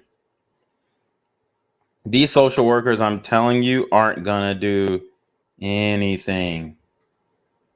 They're gonna get their ass fucked up. So I want to look at these this great school site, because we want to look at the demographics. Obviously, see what type of school this is. As you can see, South Raleigh High School, it's a 3 out of 10 rating on great schools. That's extremely poor. Test scores below average. Student progress below average. College readiness below average. Equity below average. All right. Students at this school are making less academic progress given where they were last year compared to similar students in the state. Low progress with low test scores means that students are starting at a low point and falling farther behind their peers. So, as you can see, these students are not doing that well. I mean, it's hard to be focused on your studies when you have to be dodging knife attacks. School is below the state average in key measures of college and career readiness. As you can see, the 4-year high school graduation rate is at 80 or 82%, and the average, I guess, is 86. So, I mean, it looks like they're getting them kids up out of there and graduating them. I've seen way lower. The average SAT score is 1039. Not the average, but the average at this school rather is 1039, and then the state average is 1130. SAT participation rate, the state average is 25%, and they have an 18% participation rate. And SAT, ACT, as you can see, 18 is the state average. They're at 16, so below average. ACT, very similar numbers there. Graduates pursuing college or vocational program, 41%. Graduates who return to public 4-year college for a second year, 75%. Graduates who return to public 2-year college for a second year, 49%. Then you have the AP Math course participation rate at state average is 4%. They're at 3%. AP Science. Okay. Now, let's see. Let's see how they're breaking these demographics down. All right, there we go. So student demographics, 57% Black, 31% Hispanic, 7% white, 3% 2 or more races, 1% Asian or Pacific Islander. You can see the rest here. Pretty much not a factor. But this is a black school. This is a majority black school. You can see the violence that's going on. And it's very sad, right? It's very sad that we have to address this almost every week, what's going on in these schools. But this is a representation of what these young men and women are growing up to be. Okay? It's not good at all. And these kids are they're in an impossible position, especially if they're going to school to try and learn, and they're trying to do the right thing. All right. But as you guys can see, it's hard to do the right thing when you're around all of the wrong people. And that's where a lot of our youth find themselves in a situation where they're trying to do the right thing and they're around the wrong people. Okay. So this is not a new phenomenon in the community. This is something that has been happening for a long time. The only difference is nobody was shot in this case. Okay? Nobody was shot in this case. In this situation, it was just the knife play. Okay? And This is how a lot of these kids are getting down, man. A lot of them are being taught the violence at home, becoming more violent. And I'm telling you guys, it's not going to end well for the community if we don't get a hold on this, right? That's the main thing we need to be focused on. How can we end situations like this? How can we stop them before they even start? But I don't really think the community is worried about that. As you heard from the mother, she said, well, my kid was acting in self-defense, so it's all right. Okay. But now you have this child who is going to, not only do you have Delvin Farrell, who is dead, but you have another child injured, and then you have this 14-year-old who was waving the knife maniacally. He's going to jail for the rest of his juvenile life. Okay? So this is how these things are panning out. And all his mom has to say, oh, he was defending himself. She doesn't care. That's one less mouth to feed. You know, if she knew this stuff was happening at the school, I think she would have done something to try and stop it if she was a good mother, but you can't even expect that nowadays from a lot of these people. They're just not good individuals, bruh.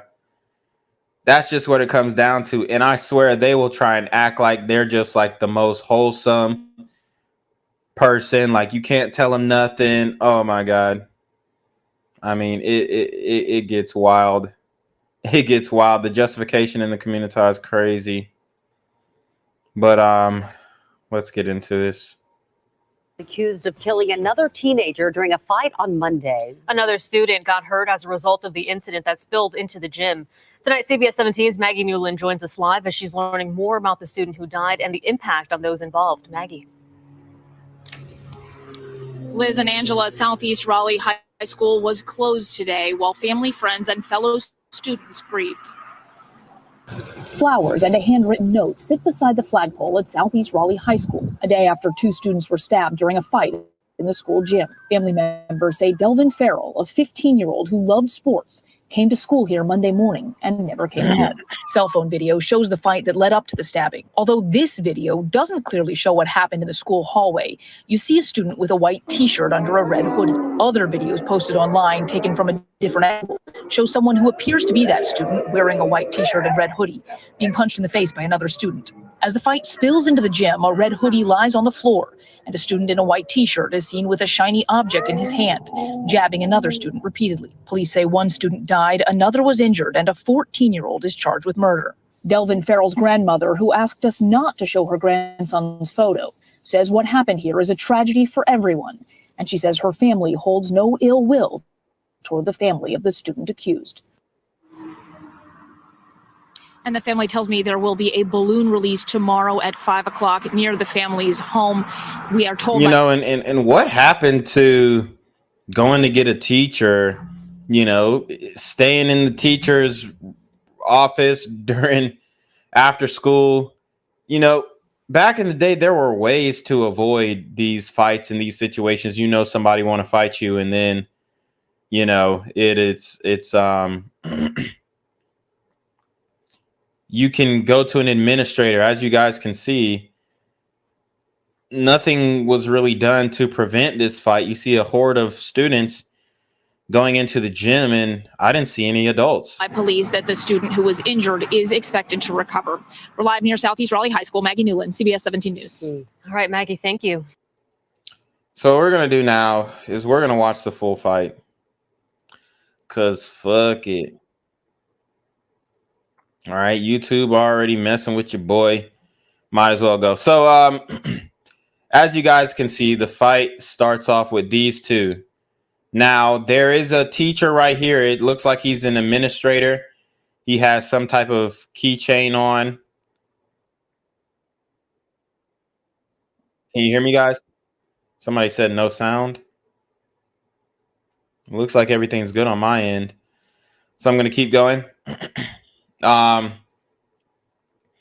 like I said, as you guys can see, you got this kid here in the red hoodie. Then you got a kid in the black. And you have an administrator back here, and you got some people watching up here. So it looks like it was during school hours. Shout out to Reese from Philly with the $2 Cash App. He says, wow. Oh, say that. Yeah, man, it is getting wild, especially once you see this full video here. But yeah, let's get into it. So you hear what the women are saying. Well, they're not women, they're teenage girls. Stand on business, stand on business. I told you guys these, it's been like that since high school. The girls love the thug maxed alpha simps. They're cheering the fight on, saying stand on business. Then after the fight's done, they're going to be crying, talking about, oh, you have to kill him. But you're over here instigating, telling them to stand on business. She's saying, get active, and the first punch was thrown. So there you have it.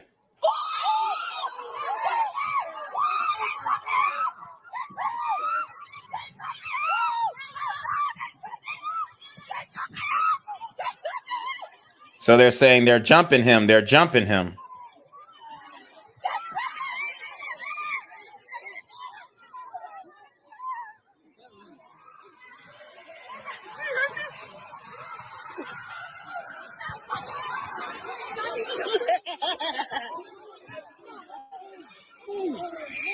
So you hear them, they're laughing. I mean,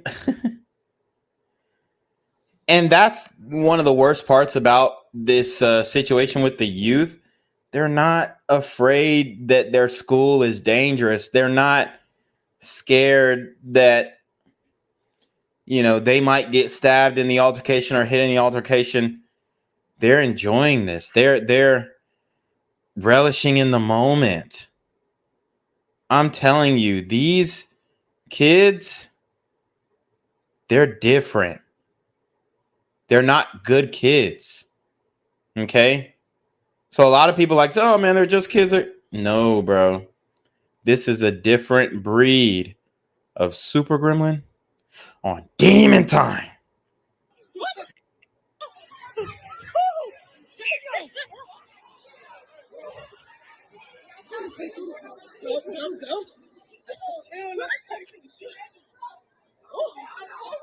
So you heard, oh, they finna shoot that bitch up. We gotta go. So it's all fun and games. It's all fun and games until somebody gets stabbed. Somebody said who stabbed who. Yeah, let's look at the video a little closer. No sound this time. So as you guys can see, the fight starts here. Crowds gather. Horrible cameraman. So the first punch pops off right here. Boom. So the kid in the red is the one who got punched.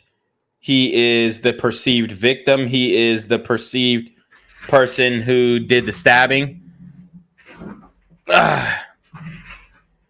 And I believe that is the 14-year-old who we're talking about who committed this murder. So let's see. Boom. You got him. He tried. Oh, so he immediately starts stabbing. You see that? He didn't even try to fight. He has his hand in his pocket. He allowed him to get the first punch in. These are not regular punches, as you guys can see. So he did get teed off on first, okay? But his response, oof. Do you see that? Do y'all see what I'm seeing? This kid, he didn't try to punch back. His hand is on his weapon right now. This kid's an idiot for not looking down and being aware of his surroundings. But he was ready to get his Thug Max Alpha Simp street cred. Oh, man. So as you guys can see, the kid in the red is the one with the knife. And he gets knocked up out of his hoodie, and he ends up coming out with a white t-shirt. This guy has a puffer jacket and a hoodie on. So he throws the first punch. Boom. And you see the knife right here. It's hard to see.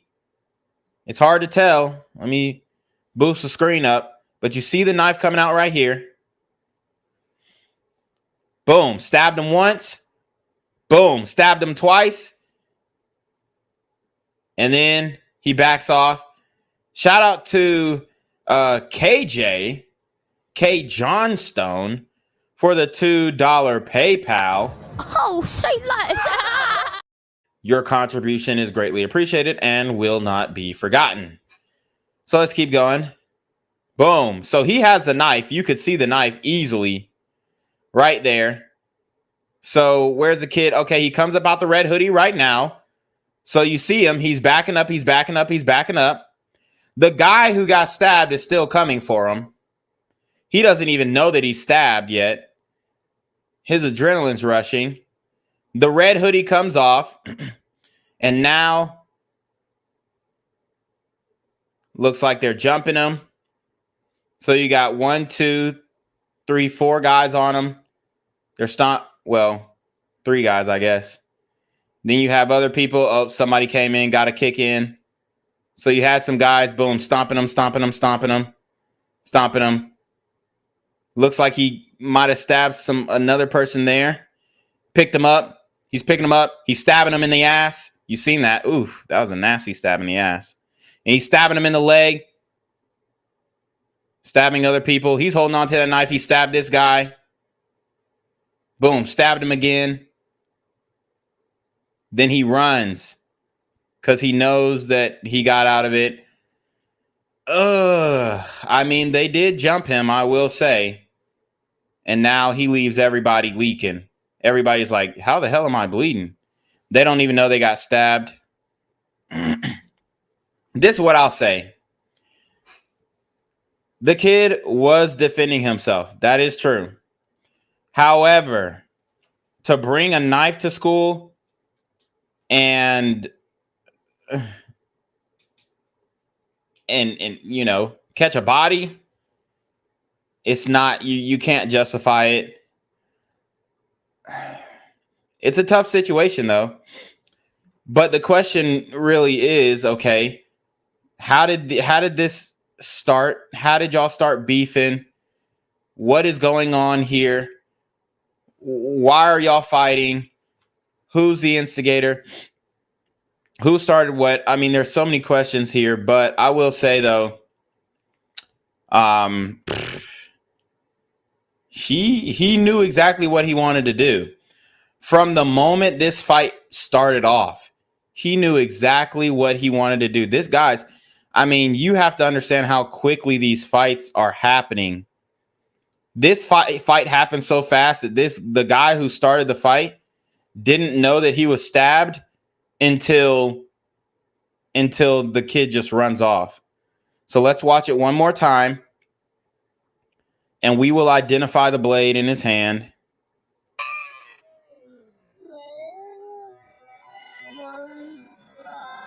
As you guys can hear, the stand on business in slow motion.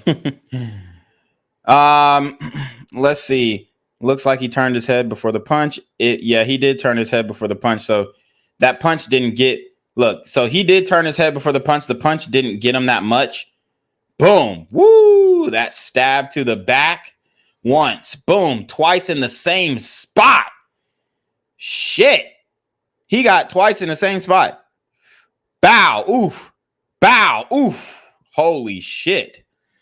He says if he hadn't started out stabbing, maybe, but he never threw a punch just instantly brought out the knife. Yeah. And that's where, I mean, you shouldn't have a knife at school in the first place. So here you go. He's being chased down. The hoodie comes off. And they're jumping him. Now, what I will say, though, the knife is the great equalizer to getting jumped.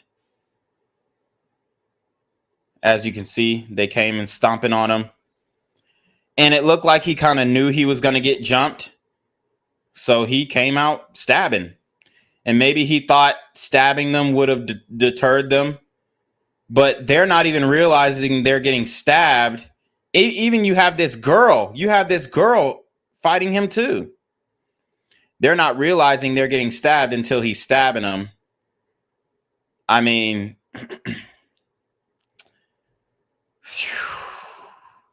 this is a tough one right here, because he is wrong for bringing the knife to school, but at the same time, they're wrong for jumping him, and it's a super unfair fight.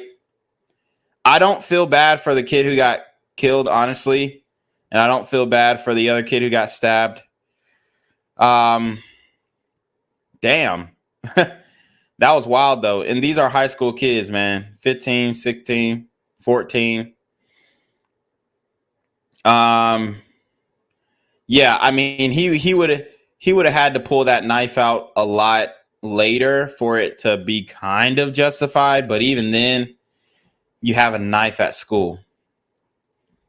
So, man, this I'm not gonna lie, it is a tough one, because he was defending himself, but he should not have had the knife. And obviously, when you get into these types of situations, it's just, you can't excuse it. So everybody learned a lesson in this situation. You have one young man who was killed, one young man who was stabbed, and another young man who is potentially losing the rest of his freedom or his life, which honestly, I don't think that he'll lose his freedom, because after watching the video and going over all this stuff, honestly, I think he might get away with this. I genuinely believe that he will get away with this. The court systems, they've changed substantially. They're not as stringent on black kids. Let's just keep it a buck. Even though people want to say, oh, we get this and we get that and we get railroaded. I mean, maybe in the 60s and 70s, but nowadays these dudes are getting slaps on the wrist, and it's evident by the revolving door in the criminal justice system. So he might get off with this one. I'm not going to lie. He might get off with this one. Will I be mad that he gets off? I mean, he killed a kid, so I mean, I'm not going to lose sleep over it, but shit, I mean, it's a tough one. I want to ask you guys what y'all think. Okay? I want to ask you guys what y'all think. Do you think this was a justified stabbing? Ooh. Do you think it's a justified stabbing? I'm going to put a poll up, and y'all let me know.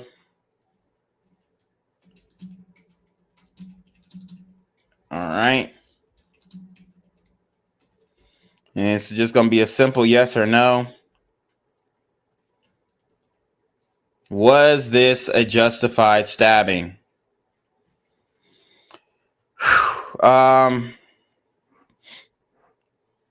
This is what I will say. Those kids, if they had the chance, they would have killed him. I'm not putting it past those kids that they would have killed him, because I believe that he believes that they would have killed him.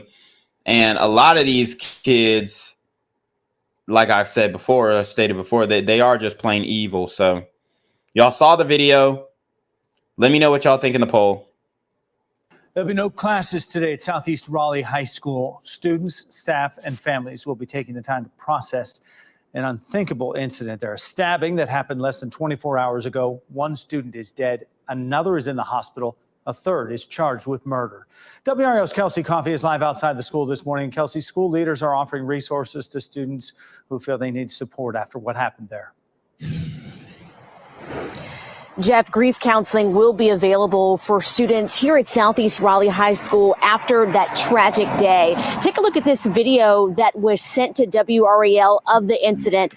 It shows dozens of students in a hallway. You can see one student throwing a punch. We're stopping the video before the student in the red hoodie pulls out a knife. The fight then spills into the gym where more students get involved. We pause the video again when the student in the red hoodie starts swinging the knife. Sherelle McLaughlin says it was her 14-year-old son who had the knife. He's now charged with murder. She claims he was bullied at school before this incident. And I called the school and I informed them of that morning because I told them that something may happen. I don't know. So there you have it. That was Ma Duke speaking on it, and I want to get more of her take. So I'm going to try and find this clip of when they interviewed her to get the full interview. But, I mean, look, I don't think he should have had a knife at school. I really don't. But, damn, I honestly, I ain't seen no knife work like that except on The Wire or on Oz or... I mean, that was superb knife work. I mean, a lot of times when you're fighting with a knife, you drop the knife. Maybe somebody gets you a good punch in and they punch you so hard, you drop the knife. He held on to that knife the whole fucking time.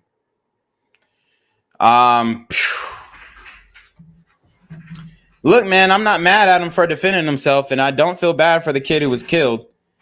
And his mom is making a good point. She let the school know he was being bullied. At this point, it's like that was the last resort. I would like to know the extent of the bullying. I would like to know how much he was involved in the bullying. If he had provoked it or if he was participating in the op culture. Because a lot of times they'll say, oh, my son was bullied. But the reality is they're just participating in the op culture. So, this one is tough. And we're working to find out the names of the student who was killed and the student who was injured. And coming up in the next half hour, you'll hear from a mother of a student who goes here, and she says she's afraid to send her daughter to school. Kelsey Coffey, WRAL News, live in Raleigh. Well, she just better make sure that her daughter wasn't one of the ones who was chasing down the fight and shit, right? Because you got some of these people, they chasing down the fight. They trying to be a part of it. They think it's cute. Let's keep it a buck. But let's see if I can find it. I'm looking for the interview with the mother, the full interview. So we'll try and find that. In the meantime, we'll pull up another video covering this story. But this one is a tricky one, man, because the kid was defending himself. Obviously, the knife at school can't be justified. But hey, man, if you are going to jump a kid at school and bullying him and whatever, you're getting what comes back to you. I'll say that much. School. Raleigh right now. Southeast Raleigh Magnet High School on lockdown after a reported stabbing. Tamara Scott is live outside of the school. She's been gathering details there since this lockdown went into place. So, Tamara, we know that police are just held a press conference a few minutes ago. Yeah, we just got an update from police, and we're told that a total of 2 students were stabbed here at the school early this morning. Around 11 o'clock is when the school resource officer gave out a call that a student had been stabbed. And when they got there and upon investigation, they found another student with stab wounds. So that first student was transported with serious injuries. And we also got video of another student being transported earlier this morning. They both went with their sirens on and with a police escort. Now, officers and detectives say that this all started with a fight that happened with multiple students involved. At this point, they don't have a suspect in custody. They are following every lead that they are getting. So earlier, about a half hour ago, I told you that we saw multiple police cars leaving the school here and speeding off in another direction. We're told that that was part of following a lead that they are getting. So this is still under investigation at this point. The school remains on a code red lockdown at this point. They're asking parents to not come to the school. If you would like to pick your child up, you have to go to the Walnut Creek Amphitheater in parking lot D and wait there for further instructions if you would like to pick up your student once this lockdown is lifted. But at this point, they're still investigating. There's still a heavy police presence here at the school. They're following every lead, and we're expected to get another update in just about another hour. Back to you. Okay, top of the hour. RPD was calling this a serious assault. Now at 12:30, Tamara Scott reporting 2 students stabbed, injured, transported to local hospitals. The lockdown continues. And they're following some leads. Man, these schools are ridiculous. But I could do these stories all day. I got another one that I'll probably premiere tomorrow. Not premiere, but I'll go live on it. It's going to be a deep one. The parking lot of a concert venue became a waiting room for parents while their children were in lockdown on campus a mile away. They've been stuck in the cafeteria for the last few hours. That's where Robin Sinford's child spent most of the school day after the stabbings in the gym at Southeast Raleigh Magnet High School. Raleigh's fairly safe. We don't usually have stuff like this happen. So when it does, it's just a huge shock. Sinford waited in her car at Walnut Creek Amphitheater until buses rolled in to reunite families with their students. We had a nice talk on the ride to school this morning, and all I could think driving back here is like, what if that's the last time I talk to my kid? That fear is something many of these parents faced as they rushed toward the school. Their cars crowded a neighborhood across the street with a view of the campus. I wanted to be around. I couldn't sit down nowhere. Dwayne Bunderberg texted with his daughter, who just started her freshman year at Southeast Raleigh. I would give her a nice little hug, but let her know, she's all right. She's all right. And then we're going to work on what we got to do next. That next, for his family, may mean a new school for his daughter. She's stressed out. She's about ready to leave the school. And I can get her frustration because this is not normal. The new superintendent of Wake County Public Schools says schools should be a safe haven, and he's promising transparency in this investigation. The aftermath of today's tragedy, we will review all of our safety processes and protocols to determine what happened, what changes may need to be made. Matt Tallhelm, WRAL News, Raleigh. There you have it, man. I'm trying to find the full interview with the mother, but WRAL, they being stingy with it. What the hell? Yeah, but I mean, this is a regular thing in the community. Let's see. This is a regular thing in the community. But honestly, that one is pretty difficult to judge because the kid was getting jumped. Man. But that just goes to show, man. Y'all got to stop putting your hands on people. Y'all think y'all could just punch and beat people up and shit like that. Not everybody's going for that shit. And if you're fighting a weaker kid, he's going to use a weapon.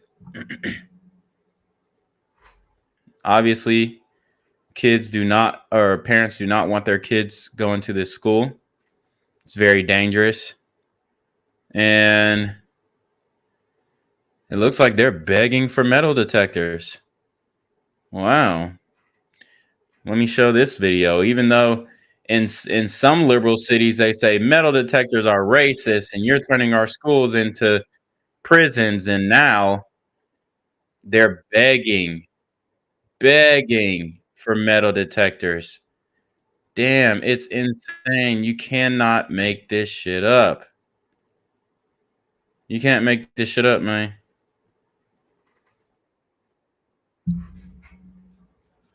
And that deadly stabbing at Southeast Raleigh High is once again raising the discussion about school security in Wake County. For more than a year, WRAL Investigates has tracked high-tech security measures in local school systems, but not Wake County. Sarah Kruger is here with an update. Sarah? Gerald, in these school districts in our area, students are screened when they walk through the doors. Wake County, as you will see, is not among them. District leaders haven't publicly expressed much interest in the technology. Some students I spoke with hope that will change. The state's second largest school district, Charlotte-Mecklenburg, was the first in the state to install AI weapons detectors from a company called Evolve. On the first day of implementation, a firearm was found through the Evolve system on the very first day. The system started with just high schools and quickly noted the impact. Before Evolve, 31 students were caught with firearms. After the installation, that number dropped to 7. Damn. The cost to equip Charlotte's 180 schools, $19 million over 4 years. That amounts to about $125 per student. I mean, that shit worked. It definitely got the firearms out of those schools. So these things work. And I mean, simple, common sense measures. That cost worth it to you? Yes, so we don't have like unnecessary deaths like that. I say yes for being able to prevent people's lives from being lost. I say yeah, that's definitely worth it. In our area, 6 counties, including 3 that share a border with Wake, Granville, Nash, and Johnston, are using detectors. In Person County, since rolling out in the spring, 0 weapons have been found. We do know that it is a deterrent because of the weapon system being in place and signage that we have up. Johnston County has 2 weapons detectors for each of its 48 schools. The total cost, $6 million.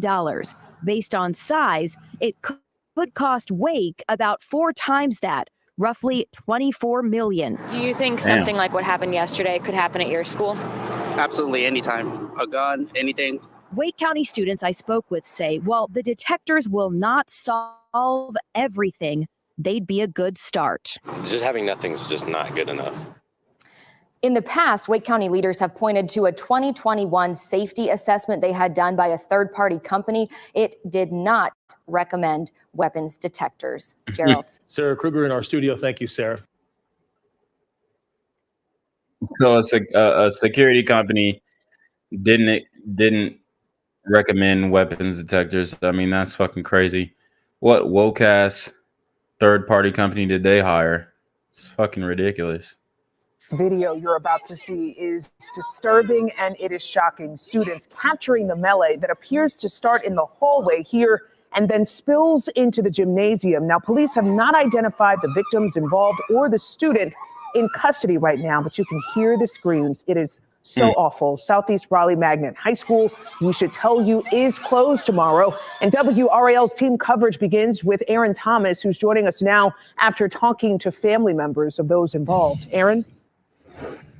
Yeah, Lena, this is such a tragic story for all involved. Just within the past 15 minutes, a memorial just started here at the flagpole in front of Southeast Raleigh High School. A woman actually wanted to show this gesture for this school community that's dealing with so much pain. We have made several attempts to reach out to the victim's family. We are still waiting to hear back at this point. But the mother of that 14-year-old boy who's charged with murder by juvenile petition, she says this is a horrible tragedy, but her son was simply defending himself after dealing with bullying at this high school. Stand on bees! Get up! There's a student being punched outside the gym. Then chaos spills inside of it, with the conflict turning deadly. It's terrible. The whole situation is terrible. Sherelle McLaughlin says it's her son in the red hoodie accused of stabbing 2 students with what appears to be a knife. We've stopped the video at the point where the stabbing occurs. Did you have any idea that your son was carrying a knife in the first place? Not at all. Not at all. Not at all. And I do not believe he took the knife into school. I believe that he got it from somebody in school because he did not go to school with it. McLaughlin claims her I mean, how would she know that? 14-year-old son experienced bullying at the school. This is why I warned the school early this morning to try to prevent any of this from happening. I don't feel safe sending my daughter to school. We spoke with another mother whose child attends Southeast Raleigh High and reportedly knew the victims involved. She wanted to protect her identity out of fears of retaliation. young man, I don't feel like he should have had to go that route to protect himself, to bring a knife to school. And for the other young man, I don't feel like he should have had to lose his life behind the situation. I mean, that's a And again, non-answer. we do want to stress that I, along with several of my colleagues, have made numerous attempts by phone as well as online trying to speak with the victim's family. We are still waiting to hear back from them at this point. All classes and after-school activities are canceled here at Southeast Raleigh tomorrow. All right, guys. That's pretty much it that I got for you today. We will... Oh, man, the story I'm going to do tomorrow, I might give y'all a little sneak peek on it. But my computer is acting up, so seems like YouTube wants me to get off stream. But the next story that I got for you guys, the Joe Henderson story. Gunned down, killed on Black Friday. The CEO of Henderson Ford has a family. He's a 3-time girl dad. One son. Guys, we are going to break this down tomorrow. Elon Musk actually commented on this story. So stay tuned for tomorrow. Tomorrow's going to be a knockout show. We're going to talk about Joe Henderson. Again, another cross-racial murder. I'm telling you guys, these cross-racial murders, they're adding up, and they are going to come and bite the community in the ass, man. If we don't get a hold on this now, it's going to be hell to pay later. I do believe we have 2-3 more decades of this, but by then, I mean, the numbers are just going to rack up significantly, and there is going to be a breaking point. We have to stop this now. That's why you have to share my channel. That's why you have to support the channel. That's why you have to, keep BGZM News 17 in your mouth. Pause. Okay. But tell people about it. All right. Share the channel. Let people know what Jen Quavius is doing on this side of YouTube and how YouTube doesn't want this message to get out there. So anyways, with that being said, we are going to go ahead and send it to Jen Quavius to take us away. But you already know what it is. It's the Black Gen Z Mindset, aka BGZM News 17, aka Jen Quavius Jackson. I appreciate you guys for joining the stream. Make sure you be safe. Make sure you protect yourselves against all harm, because these super gremlins are on demon time.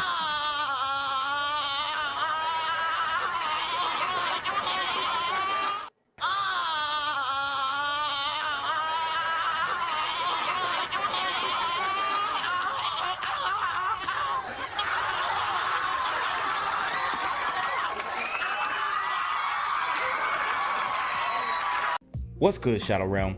It's your boy Jen Quavius Jackson, and y'all already know I'm demonetized and shadow banned in this bitch. So if you Gang violence and other kind of violence.